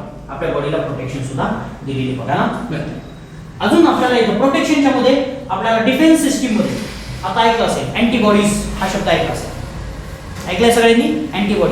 Antibody taste किंवा rapid antigen taste वगैरे ऐकले असतील तुम्ही. आता कोरोनाच्या काळात तुम्हाला बरंचसं नॉलेज मिळालेलं आहे. Those all are proteins. लक्षात ठेवा, आपल्या बॉडीमध्ये डिफेन्स करण्यासाठी, प्रोटेक्शन देण्यासाठी सुद्धा प्रोटीनच असतात, ही गोष्ट आपल्याला इथं लक्षात ठेवायची. So these are the different aspects of the protein.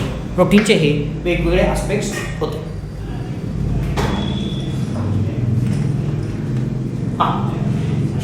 Clear? So it's a protein. Next biomolecule is अ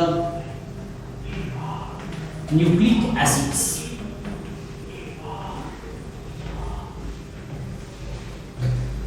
पुढचा बायोमोलिक्यूल आहे nucleic acid.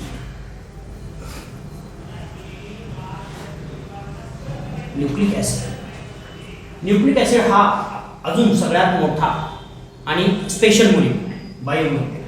It is also a macromolecule. याच्या अगोदर बघितलं आपण मॅक्रोमोलिक्यूल. पहिला मॅक्रोमोलिक्यूल बघितला कार्बोहायड्रेट, दुसरा मॅक्रोमोलिक्यूल बघितला प्रोटीन, आणि तिसरा मॅक्रोमोलिक्यूल आहे तो म्हणजे न्यूक्लिक ॲसिड आहे. ठीक आहे, nucleic acids. These nucleic acids form of, मी पहिल्यांदा कॉन्सेप्ट क्लिअर करतो आणि त्याच्यानंतर थोडीशी हिस्ट्री आपल्याला आहे म्हणून ती सांगतो. Form of nucleotides. Nucleotides, form of a nucleotides, or you can simply say it is the chain of nucleotides. कशाची चेन आहे? न्यूक्लियोटाइडची चेन आहे असं म्हटलं तरी चालेल. These are the nucleic acids.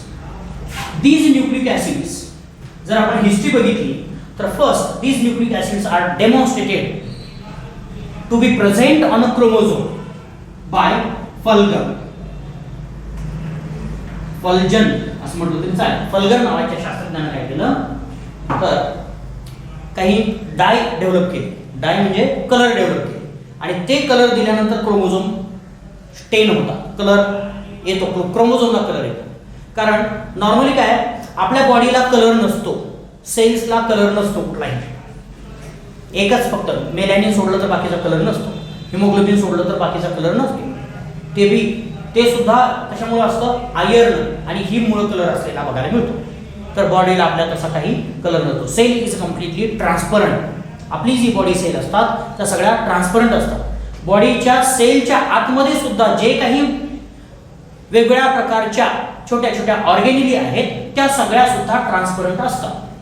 त्याच्यामध्ये असणारा न्यूक्लियस सुद्धा काय असतो? ट्रान्सपरंट असतो. आणि न्यूक्लियस मध्ये असणारे क्रोमोझोम सुद्धा काय असतात? ट्रान्सपरंट असतात. क्लिअर? म्हणून त्या फल्गननं काय केलं की त्याला स्टेन करण्यासाठी, डीएनएला स्टेन करण्यासाठी काही स्टेन तयार केले. डीएनएचा निगेटिव्ह चार्ज, डीएनए वरती चार्ज कुठला असतो? निगेटिव्ह असतो. कसा असतो ते आपण बघणार आहे. पण त्या चार्जला बाइंड होण्यासाठी बेसिक डाय तयार केली, बेसिक स्टेन तयार केलेलं आणि त्याला आपण फल्गन स्टेन असं म्हणतो. फल्गन स्टेन त्याला नावच आहे, फल्गन स्टेन. ठीक आहे, त्याच्यामुळे त्याला काय केलं पहिल्यांदा डेमॉन्स्ट्रेटेड, काय केलं? डेमॉन्स्ट्रेट केलं. Demonstrated the DNA in chromosome. Chromosome मध्ये डीएनए असतो हे कुणी सांगितलं? फल्गन नावाच्या शास्त्रज्ञानं पहिल्यांदा सांगितलं.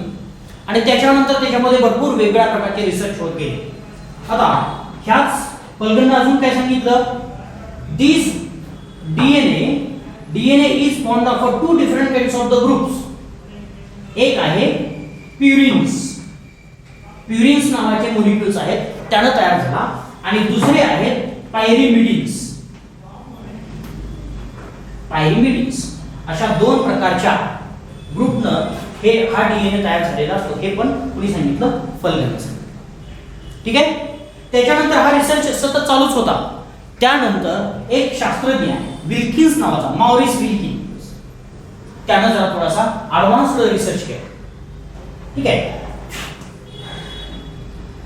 मॉरिस विल्किन्स आणि त्याचे मित्र, कोवर्कर्स, वेगवेगळ्या सगळ्यांची नाव आपल्याला काय देता येत नाही पण त्याच्यामध्ये ऍडिशनल भरपूर असतात मदतीला. मॉरिस विल्किन्स आणि त्याचे कोवर्कर्स यांनी काय केलं तर त्याच्यामध्ये जरा थोडासा ऍडव्हान्स्ड रिसर्च केला. and they found out that purines and pyrimidines are of different type.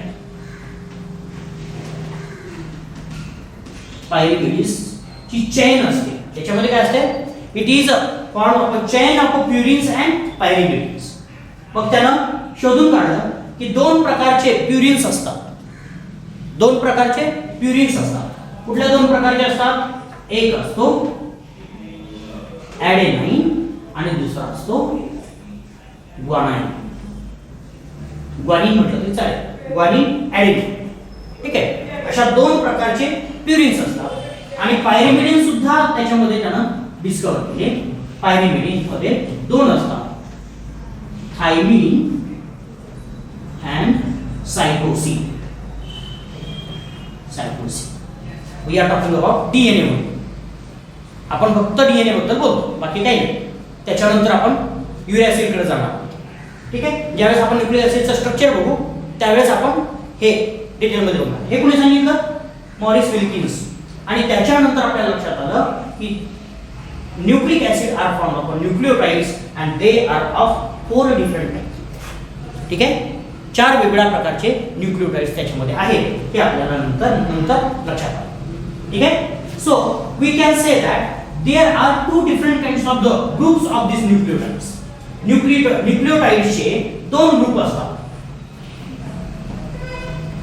Nucleotides, ठीक आहे, these nucleotides are formed of 3 different kinds of groups or 3 different kinds of compound. हे न्यूक्लियोटाइड्स किती कंपाउंड बनलेले आहेत? 3 compound बनलेले आहेत. लक्षात ठेवा. एक पहिला सगळ्यात महत्त्वाचा sugar. Sugar you can say pentose sugar. Pentose form of 5 carbon. Pentose का म्हणायचं? 5 कार्बन न बनलेली शुगर आहे म्हणून त्याला पेंटोज असं म्हटलेलं आहे. Pentose sugar. फक्त शुगर म्हटलं मी, त्याच्यानंतर पेंटोज म्हटलं, तेव्हा तुम्ही पेंटोज शुगर असं एकत्र म्हटलं तरी चालेल, no problem. And this pentose sugar is a deoxyribose. लक्षात ठेवायचं, डीएनए मध्ये कुठली शुगर आहे? Deoxyribose sugar. त्याला दुसरा शब्द आहे लक्षात ठेवा, 2 dash डीऑक्सीरायबोज.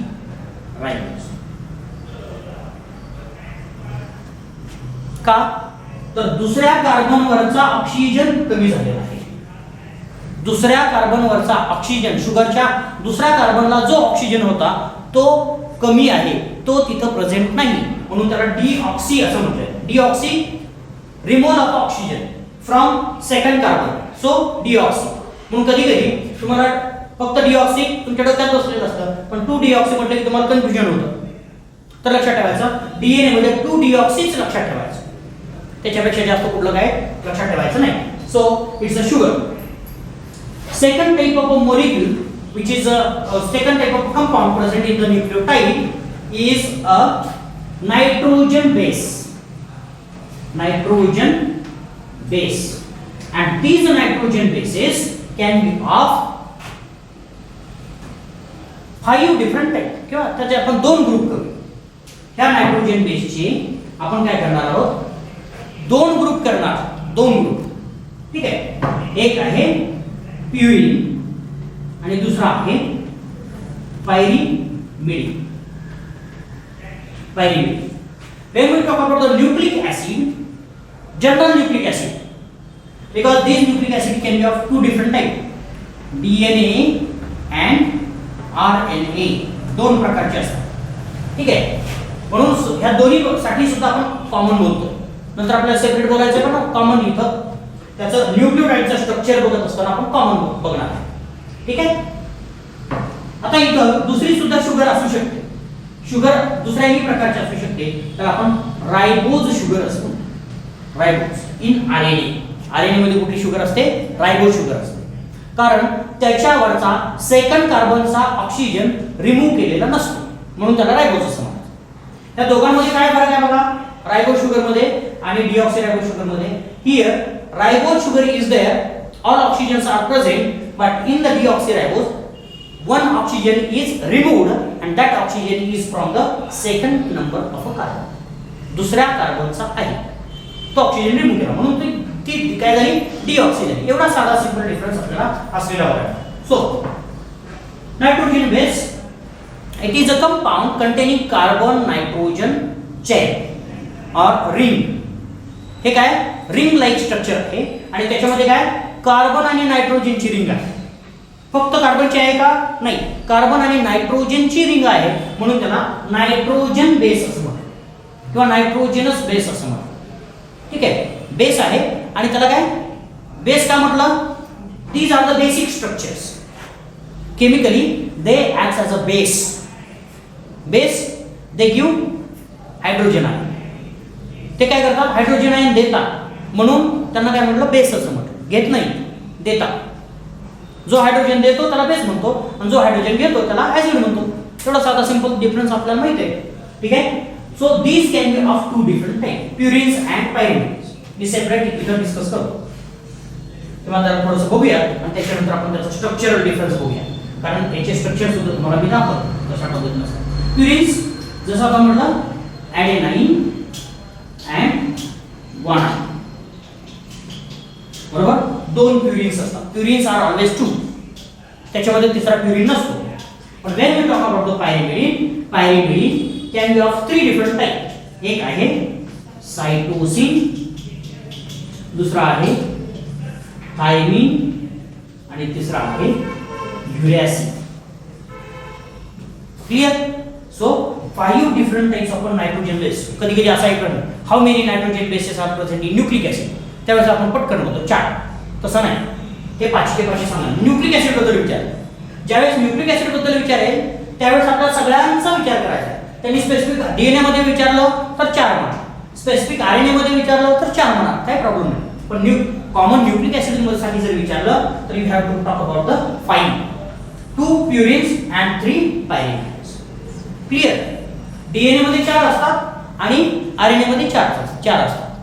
One is specific for the DNA, other is specific for the RNA. म्हणजे thymine is specific for DNA and uracil is specific for RNA. Uracil is absent in the DNA, thymine is absent in the RNA. Therefore it becomes 4. Clear? अशा पद्धतीने आपल्याला हे nitrogen base आपल्याला present असलेले बघायला मिळतात. And third compound present in this nucleotide is a phosphoric acid. Phosphoric acid. Okay? Phosphoric acid. असे 3 compound आपल्याला हे न्यूक्लिओटाइड्स बनलेले बघायला मिळतात. हे क्लिअर लक्षात ठेवा. ओके, आता याचं डिटेल स्ट्रक्चर आपण बघूया कसं असतं आणि त्याच्यानंतर काही जनरल आस्पेक्ट आहेत ते आपण बघूयात आणि त्याच्यानंतर पुढे आपण न्यूक्लिओटाइड कसा तयार होतं हे बघूया. जर आपण शुगर जर बघितली तर ही काय पेंटोज शुगर आहे. काय म्हटलं आपण त्याला? पेंटोज शुगर म्हणतात. Pentose sugar is formed of a 5 number of carbon and so it forms a pentangular structure. हे काय तयार करतात? तसं स्ट्रक्चर असतं पेंटाअँग्युलर, 5 अँगल असणारं स्ट्रक्चर. ठीक आहे, याच्यामध्ये आपल्याला प्रत्येक शुगर मध्ये OH ग्रुप प्रेझेंट असलेले बघायला मिळतात. ठीक आहे, अशा पद्धतीची साधी सिंपल शुगर असते. 1 2 3 4 and 5th carbon is present outside the ring. रिंगच्या बाहेर 5वा कार्बन असतो. आता इथं केअरफुली लक्षात ठेवायचं. First carbon, second carbon, third carbon, fourth and fifth. आता जर न्यूक्लिओटाइडचं स्ट्रक्चर बघितलं तर कशाने बनलेलं आहे? शुगरनं बनलेलं आहे, नायट्रोजन बेसनं बनलेलं आहे आणि फॉस्फेटनं बनलेलं आहे. शुगरमध्ये कार्बन आहेत, नायट्रोजन बेसमध्ये पण कार्बन आहेत. Then how we can distinguish between the carbon of nitrogen and carbon of a sugar. Nitrogen बेसचे कार्बन आणि शुगरचे कार्बन कसे वेगवेगळे करायचे?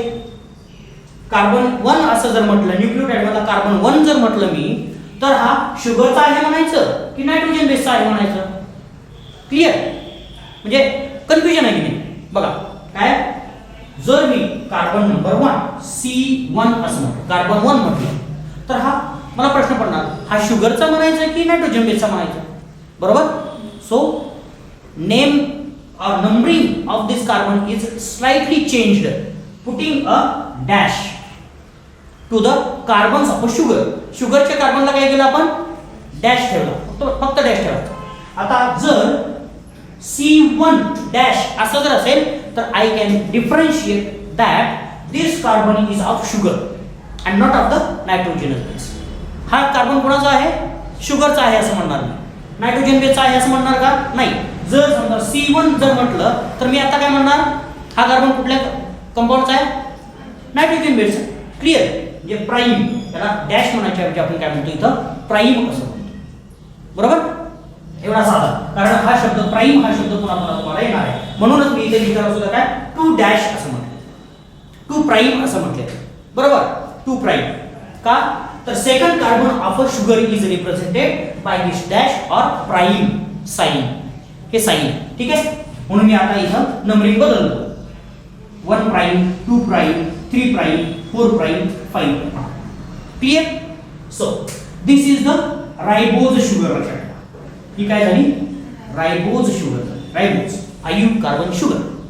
But when I remove oxygen from second carbon, काय केलं मी फक्त ऑक्सिजन पुसून काढला, इट बिकम्स अ डीऑक्सी.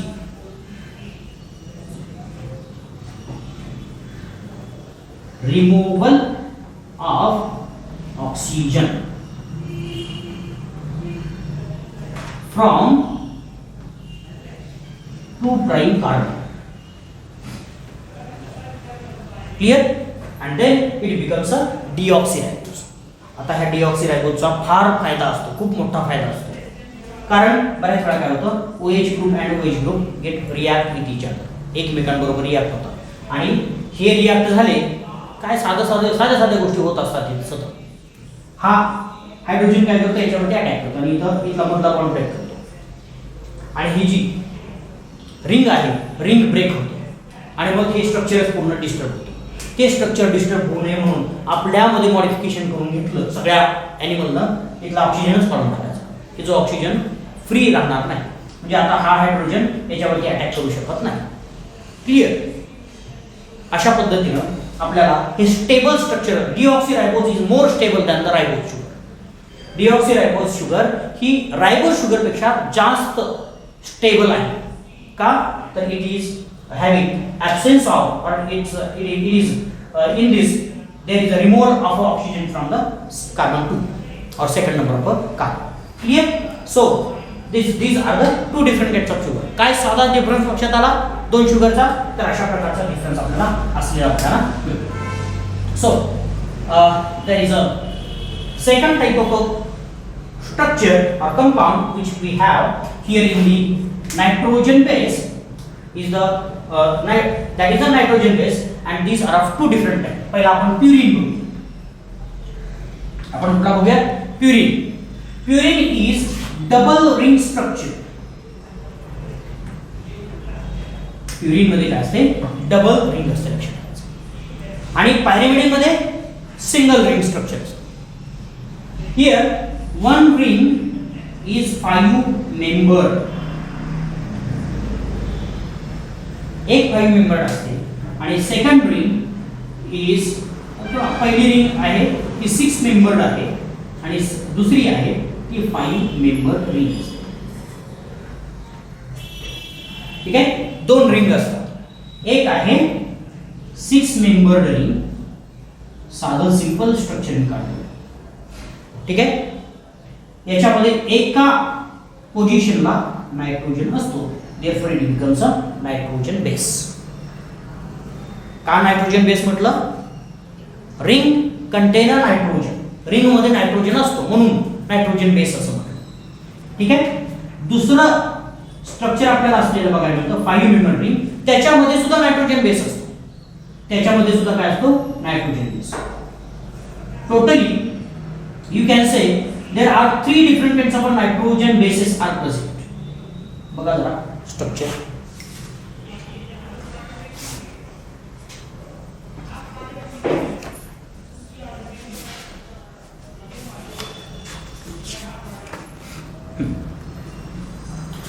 दुसरं 3 नायट्रोजन रिंग मध्ये प्रेझेंट. ठीक आहे? तर डबल बॉन्ड कुठं द्यायचे ते डिपेंड असतं कुठल्या प्रकारचा आहे, आपण बॅलन्स करायचं. ठीक आहे? कधी कधी एखादा डबल बॉन्ड कमी होतो कारण त्याच्यावरती ॲडिशनल साईड ग्रुप्स अटॅच झालेले आपल्याला बघायला मिळतात. तर हे सगळे वेगवेगळे ग्रुप आपल्याला अटॅच झालेले बघायला मिळतात. तर बेसिक स्ट्रक्चर हे लक्षात ठेवायचं. काही जर आपण बघितला याच्यामध्ये ग्वानिन बघितला किंवा ॲडेनिन बघितला, त्याच्यामध्ये आपल्याला डिफरंट ग्रुप्स असलेले बघायला मिळतील. फॉर एक्झाम्पल ग्वानिन मध्ये ऑक्सिजन अटॅच असलेला बघायला मिळतो. ग्वानिन मध्ये काय असतो? ऑक्सिजन आपल्याला अटॅच असलेला बघायला मिळतो. कुठं? पहिल्या कार्बन. याचे सुद्धा नंबर तुम्ही कशा पद्धतीने द्या, क्लॉकवाईज दिलं तरी चालेल, क्लॉकवाईज दिलं तरी चालेल. ठीक आहे? आणि ॲमिनो ग्रुप कुठं असतो? दुसऱ्या इथं ॲमिनो ग्रुप आपल्याला प्रेझेंट असलेला बघायला मिळतो. बेसिक स्ट्रक्चर असतं. आता इथं काय होतं? ग्वानिनमध्ये फक्त डिफरन्स एकच असतो. हा ॲमिनो ग्रुप पहिल्या कार्बनला जातो आणि हा ऑक्सिजन कुठे येतो? खाली येतो. आणि मग आपल्याला वेगळ्या पद्धतीने इथं मात्र आता डबल बॉन्ड येणार नाही. ठीक आहे? NH2E. ठीक आहे. साधं सिंपल आपल्याला स्ट्रक्चर NH H हायड्रोजन फक्त NH. ठीक आहे. तर अशा पद्धतीनं आपल्याला ही बॅलन्स केली की आपल्याला एक स्ट्रक्चर मिळतं. तर त्याला आपण काय म्हणतो, डबल रिंग स्ट्रक्चर आणि प्युरिन असं म्हणतो. ठीक आहे. तर हे वेगवेगळ्या प्रकारचे प्युरिन्स आपल्याला इथं असलेले बघायला मिळतात. साधा सिंपल डिफरन्स जर आपण इथं याच्या दोघांमध्ये जर रेकॉर्ड केला तर याच्यामध्ये पहिला आपण ॲडेनिन ग्वानिन, हा ग्वानिन आहे. ग्वानाइन स्ट्रक्चर तुम्ही लक्षात ठेवलं तरी चालेल, फक्त मेन स्ट्रक्चर लक्षात ठेवायचे, जास्त काही लक्षात ठेवायची आवश्यकता नाही. आता याच्यामध्ये आपल्याला मॉडिफिकेशन करता येतं. हा अॅमिनो ग्रुप वरती नेता येतो, हा कार्बोक्सिल ग्रुप इथं आणता येतो आणि स्ट्रक्चर आपलं पूर्ण बदललेलं बघायला मिळेल. ठीक आहे. तर अशा वेगवेगळ्या प्रकारचे स्ट्रक्चर्स आपल्याला इथं प्रेझेंट असलेले बघायला मिळतील. आणि हे डबल रिंग स्ट्रक्चर आपल्याला कोणाचं असलेलं बघायला मिळतं, प्युरिनचं असलेलं बघायला मिळेल. ठीक आहे. प्युरिन्स दोन प्रकारचे असतात, त्याच्यानुसार त्याची वेगवेगळी स्ट्रक्चर्स आहेत. आता दुसरा पायरिमिडिन आहे. पायरिमिडिन मध्ये मात्र एक रिंग, सिंगल रिंग स्ट्रक्चर असलेलं बघा. याच्यामध्ये सुद्धा आपल्याला 6 मेंबर्ड रिंग असते. Out of this 6 member 2 members are of nitrogen. तिथं 2 मेंबर काय असतात, नायट्रोजन असलेले बघा. ठीक आहे. नायट्रोजन असतात, 2 मेंबर नायट्रोजन असतात. एकच फक्त डबल बॉन्ड इथं ठेवून टाका. ठीक आहे. आणि बाकीचे नंतर अजून मॉडिफिकेशन असतात. पहिल्या कार्बनला ऑक्सिजन असेल, ॲमिनो ग्रुप असेल, अशा वेगवेगळ्या पद्धतीचे मॉडिफिकेशन असते. किंवा आपण जर फर्स्ट, सेकंड, थर्ड, फोर्थ आणि फिफ्थ ग्रुपला आपल्याला वेगवेगळ्या प्रकारचे ग्रुप असू शकतात. नाही, आपण आता अँटी क्लॉकवाईज 1 2 3 4 5 6 असं म्हटलं ते चालेल. ठीक आहे. So in the third position there can be the NH2 और O डबल बॉन्ड, कुठलेही ग्रुप असतील. आता फक्त थायमिन आणि युरेसिन मध्ये थोडासा बदल असलेला बघायला मिळतो. ठीक आहे. थायमिन आणि युरेसिन मध्ये थोडासा बदल आहे. Uracil is a basic structure and thymine is a modified structure. In the thymine there is a CH3 methyl group, 5 methyl uracil असंही म्हटलं जातं. थायमिनला दुसरं नाव काय आहे? लक्षात ठेवा. Thymine is a 5 methyl युरेसिन.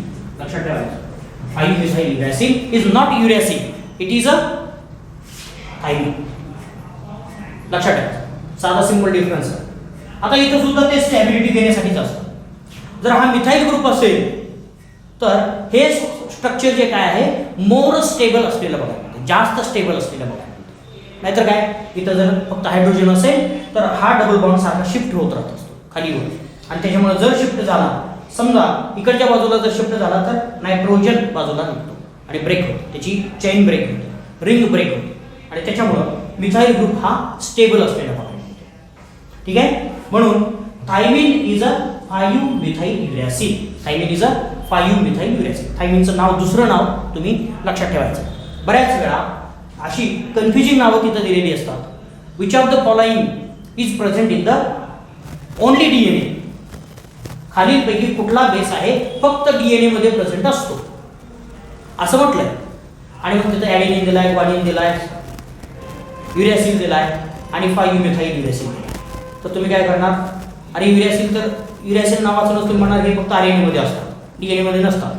आणि मग तुम्ही म्हणणार ॲडेनिन आणि ग्वानिन हे दोन्ही तर RNA मध्ये आणि DNA मध्ये पण असतात. मग प्रश्न चुकला म्हणून तुम्ही सोडून देता. असं होतं बऱ्याच वेळा. तर मग ते तसं न करता हे पण नाव लक्षात ठेवायचं, 5 मिथाइल युरेसिन. तर सिंगल रिंग स्ट्रक्चर आपल्याला पायरिमिडिन मध्ये असलेलं बघायला. And the last important structure we have in the nucleotide, that is a phosphoric acid, and this phosphoric acid is a PO4. आता लक्षात ठेवायचं, फॉस्फोरिक ऍसिड पूर्ण ऍसिड म्हणून तिथं प्रेझेंट असत नाही, तर ते फॉस्फेट म्हणून प्रेझेंट असलेलं बघायला मिळतो. फॉस्फेट ग्रुप एका ठिकाणी डबल बॉन्ड असतो, O- 3 O- असतील. आपल्याला बघायला मिळतो. ठीक आहे, कारण इकडं PO4 आपल्याला असलेला बघायला मिळतो. 4 ठिकाणी OH ग्रुप आपल्याला असलेला बघायला मिळतो. पण ज्यावेळेस हायड्रोजन निघून जातात तर आपल्याला डबल बॉन्ड एका ठिकाणी तयार झालेला बघायला मिळतो आणि बाकीचे व्हॅलन्सीज त्याच्या बॅलन्स केलेल्या बघायला मिळतो. ठीक आहे, तर अशा प्रकारचा फॉस्फेट ग्रुप आपल्याला प्रेझेंट असतो. It is derived from the phosphoric acid. Phosphoric acid पासून डिराइव्ह झालेला बघायला मिळतो आणि त्याच्यामुळे आपल्याला याला फॉस्फरिक ऍसिड किंवा फॉस्फेट ग्रुप आपण असं म्हणतो. ठीक आहे, तर अशा पद्धतीनं 3 वेगवेगळ्या प्रकारचे ग्रुप याच्यामध्ये प्रेझेंट असलेली बघायला मिळतात. क्लिअर? आता याचं न्यूक्लियोटाइड कसं तयार होतं ते आपण पुढे बघूया. त्याच्या अगोदर आपल्याला काही अजून एक महत्त्वाचा रिसर्च इथपर्यंत हे जरा थोडंसं इलॅबोरेट आपण केलं, पण इथपर्यंत विल्किन्स नावाच्या शास्त्रज्ञाचा रिसर्च होता. त्याच्यानंतर इरविन शार्गॉफ नावाचा शास्त्रज्ञ इरविन शार्गॉफ, चार्गॉफ म्हटलं तरी चालेल.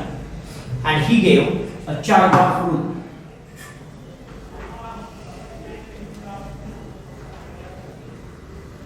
चार्गॉफ रूल त्याला काय सांगितला?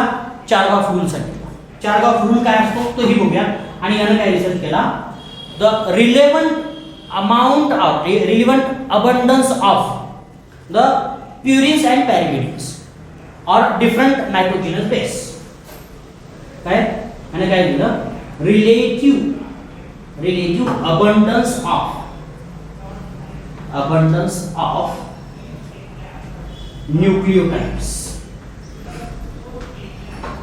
nucleotides in the DNA and RNA. ठीक आहे, DNA आणि RNA मध्ये त्यांनी काय केलं? रिलेटिव्ह अमाउंट, स्पेशली DNA मध्ये. ठीक आहे, स्पेशली त्यानं कशामध्ये स्टडी केला? DNA मध्ये. रिलेटिव्ह अमाउंट ऑफ न्यूक्लियोटाइड्स त्यानं फाइंड आउट केले.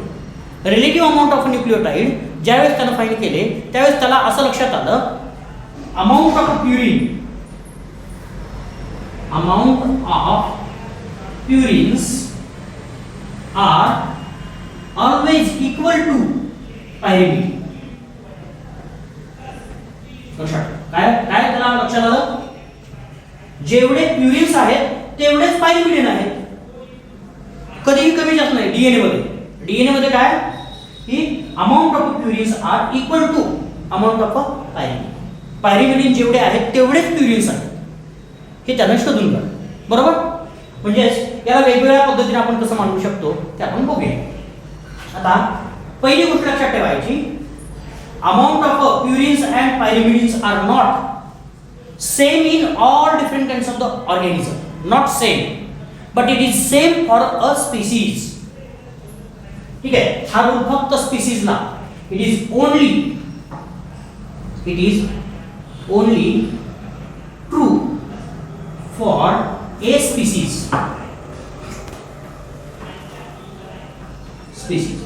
म्हणजे एक प्रकारचे organism. For example human being is a species. Human being हे काय? एक स्पीसीज आहे. त्याच्या बाबतीत हे बरोबर आहे. हे खरं कोणाच्या बाबतीत आहे? फक्त ह्युमनच्या बाबतीत. पण जर दुसरा कुठलाही असेल, टायगर बघितला, टायगरमध्ये जर आणि आपल्यामध्ये जर प्युरिन आणि पेरिमिडिनचे बेस सेम आहेत का? तर नाही. आपल्यामध्ये वेगळे त्यांच्यामध्ये वेगळे. किंवा बॅक्टेरिया असेल, बॅक्टेरियामध्ये वेगळे आपल्यामध्ये वेगळे, नंबर अमाऊंट वेगवेगळे. पण सगळ्या ह्युमन बिईंगमध्ये जर बघितलं तर amount of nitrogenous base are same. That is a purines equal to pyrimidines. हे दोघांमध्ये सेम असलेलं बघायला मिळतं. तर त्यानं अशा प्रकारचा रिसर्च केलेला बघायला मिळतो. आता हा रिसर्च काय सांगतो? Adenine plus thymine divided by guanine plus cytosine is equal to 1. बरोबर? दुसरा अर्थ काय? Adenine plus thymine is equal to guanine plus cytosine.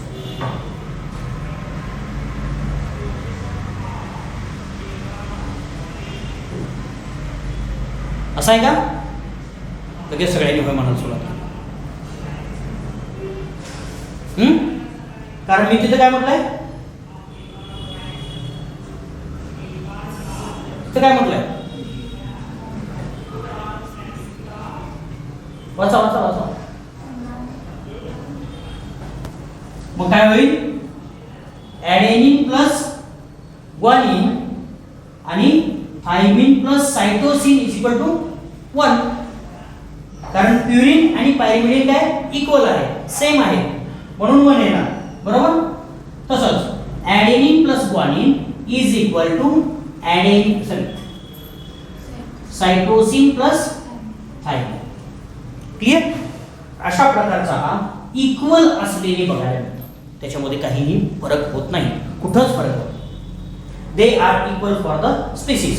आता फॉर एक्झाम्पल आपल्यामधला जर ॲडेनिन आणि ग्वानिन जर बघितला आणि टायगर मधला बघितला सायटोसिन, ठीक आहे, बरोबर, ठीक आहे. So adenine and guanine, cytosine and thymine are always equal. ठीक आहे. म्हणजे purines and pyrimidines are always equal in a DNA. DNA मध्ये ते इक्वल असलेली बघायला मिळतं. This is the Irwin Sherlock truth. लक्षात ठेवायचं, कायम लक्षात ठेवायचं. ठीक आहे. किंवा आपण वेगळ्या पद्धतीनं जरी बघितलं तरी आपल्याला वेगवेगळ्या पद्धतीनं लक्षात येईल की प्युरिन्स आहेत आणि पायरिमिडिन्स आहेत ते सेम अमाऊंटमध्ये प्रेझेंट असलेली बघायला मिळतं. आणि हाच एव्हिडन्स पुन्हा डीएनएचं मॉडेल तयार करण्यासाठी वापरलेला बघायला मिळतो. डीएनएचं मॉडेल तयार करण्यासाठी वापरलेला बघायला मिळतो. आणि त्या डीएनएच्या मॉडेलमध्ये वेगवेगळ्या प्रकारचे स्ट्रक्चर्स आपल्याला प्रेझेंट असलेले बघायला मिळतात. आणि ते स्ट्रक्चर आपण डिटेलमध्ये बघूया.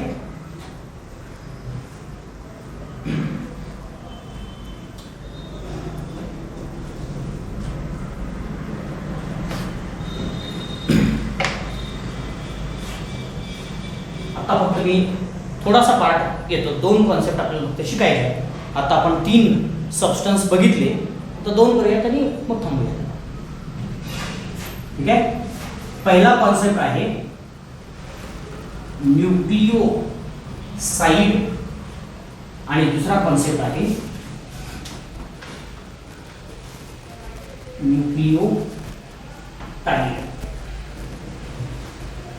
ठीक आहे. 2 कॉन्सेप्ट फक्त आपल्याला बघायचे, बाकी काही बघायचं नाही. त्यात बाकीचं त्याच्यानंतर. जर आपण विचार केला तर सगळ्यात बेसचं स्ट्रक्चर कुठलं असलेलं काय म्हणतं, तर पेंटोज शुगर असलेलं. बेसिक पेंटोज शुगर कुठली असेल? OH मी लिहितो. OH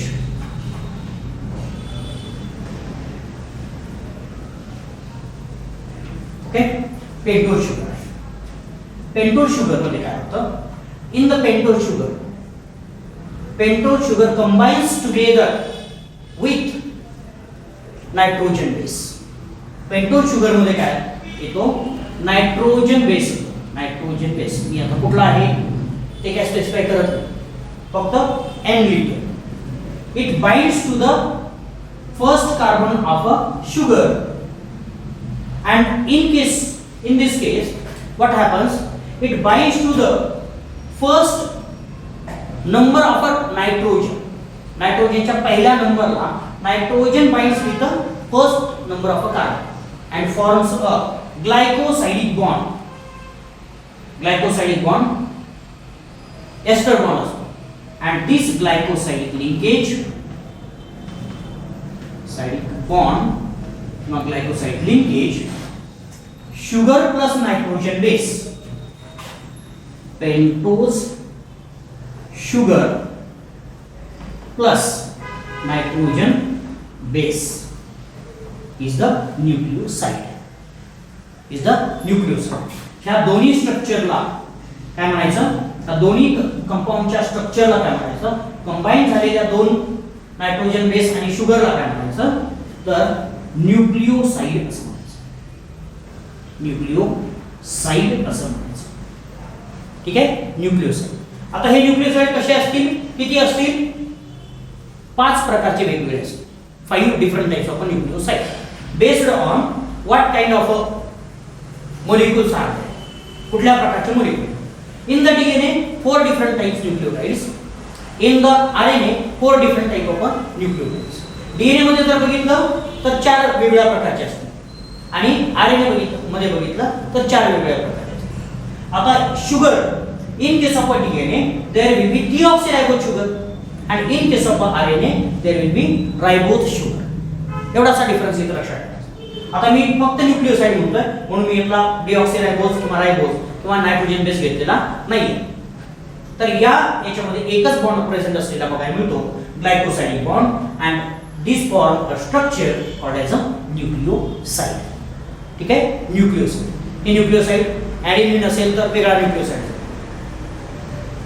ग्वानिन असेल तर वेगळा न्यूक्लिओसाइड झाला, सायटोसिन असेल तर वेगळा न्यूक्लिओसाइड झाला, थायमिन असेल तर वेगळा न्यूक्लिओसाइड. असं वेगवेगळ्या प्रकारचे nucleoside based on type of a nitrogenous base present in them. त्याच्यामध्ये कुठल्या प्रकारचा नायट्रोजिनस बेस आहे त्याच्यावरून त्याचे वेगवेगळे प्रकार आपल्याला बघायला मिळतात. तर बघूया याच्यामध्ये अजून एक गोष्ट आपल्याला असते, दिस न्यूक्लिओसाइड also combines with the phosphate group. न्यूक्लिओसाइड बघा पहिल्यांदा काय, pentose sugar plus nitrogenous base plus phosphate group, बरोबर, phosphate group. and if this structure combiningly form, this structure is called as a nucleotide. या स्ट्रक्चरला काय म्हणायचं, न्यूक्लिओटाइड असं. बघा आता मी न्यूक्लिओटाइड याला साइडच्या ऐवजी टाइड म्हणणार आहे. टाइड म्हणायचं झालं तर मला काय करायला लागेल, इथला ऑक्सिजन बाजूला काढायला पाहिजे, and here also forms a phosphodiester bond किंवा फॉस्फोएस्टर बॉन्ड. फॉस्फेट मधला एस्टर हा glycosidic bond is present in the pentose sugar. Glycosidic म्हटलं की शुगर लक्षात ठेवायची. शुगर आणि नायट्रोजन बेस मध्ये जो बॉन्ड तयार झाला तो काय, ग्लायकोसाइड बॉन्ड झाला. ठीक आहे, फॉस्फेट आणि याच्यामध्ये एस्टर बॉन्ड असतो. इथं सगळ्यांमध्ये एस्टर बॉन्डच असतात लक्षात ठेवा, कुठेही कंपाऊंड मध्ये.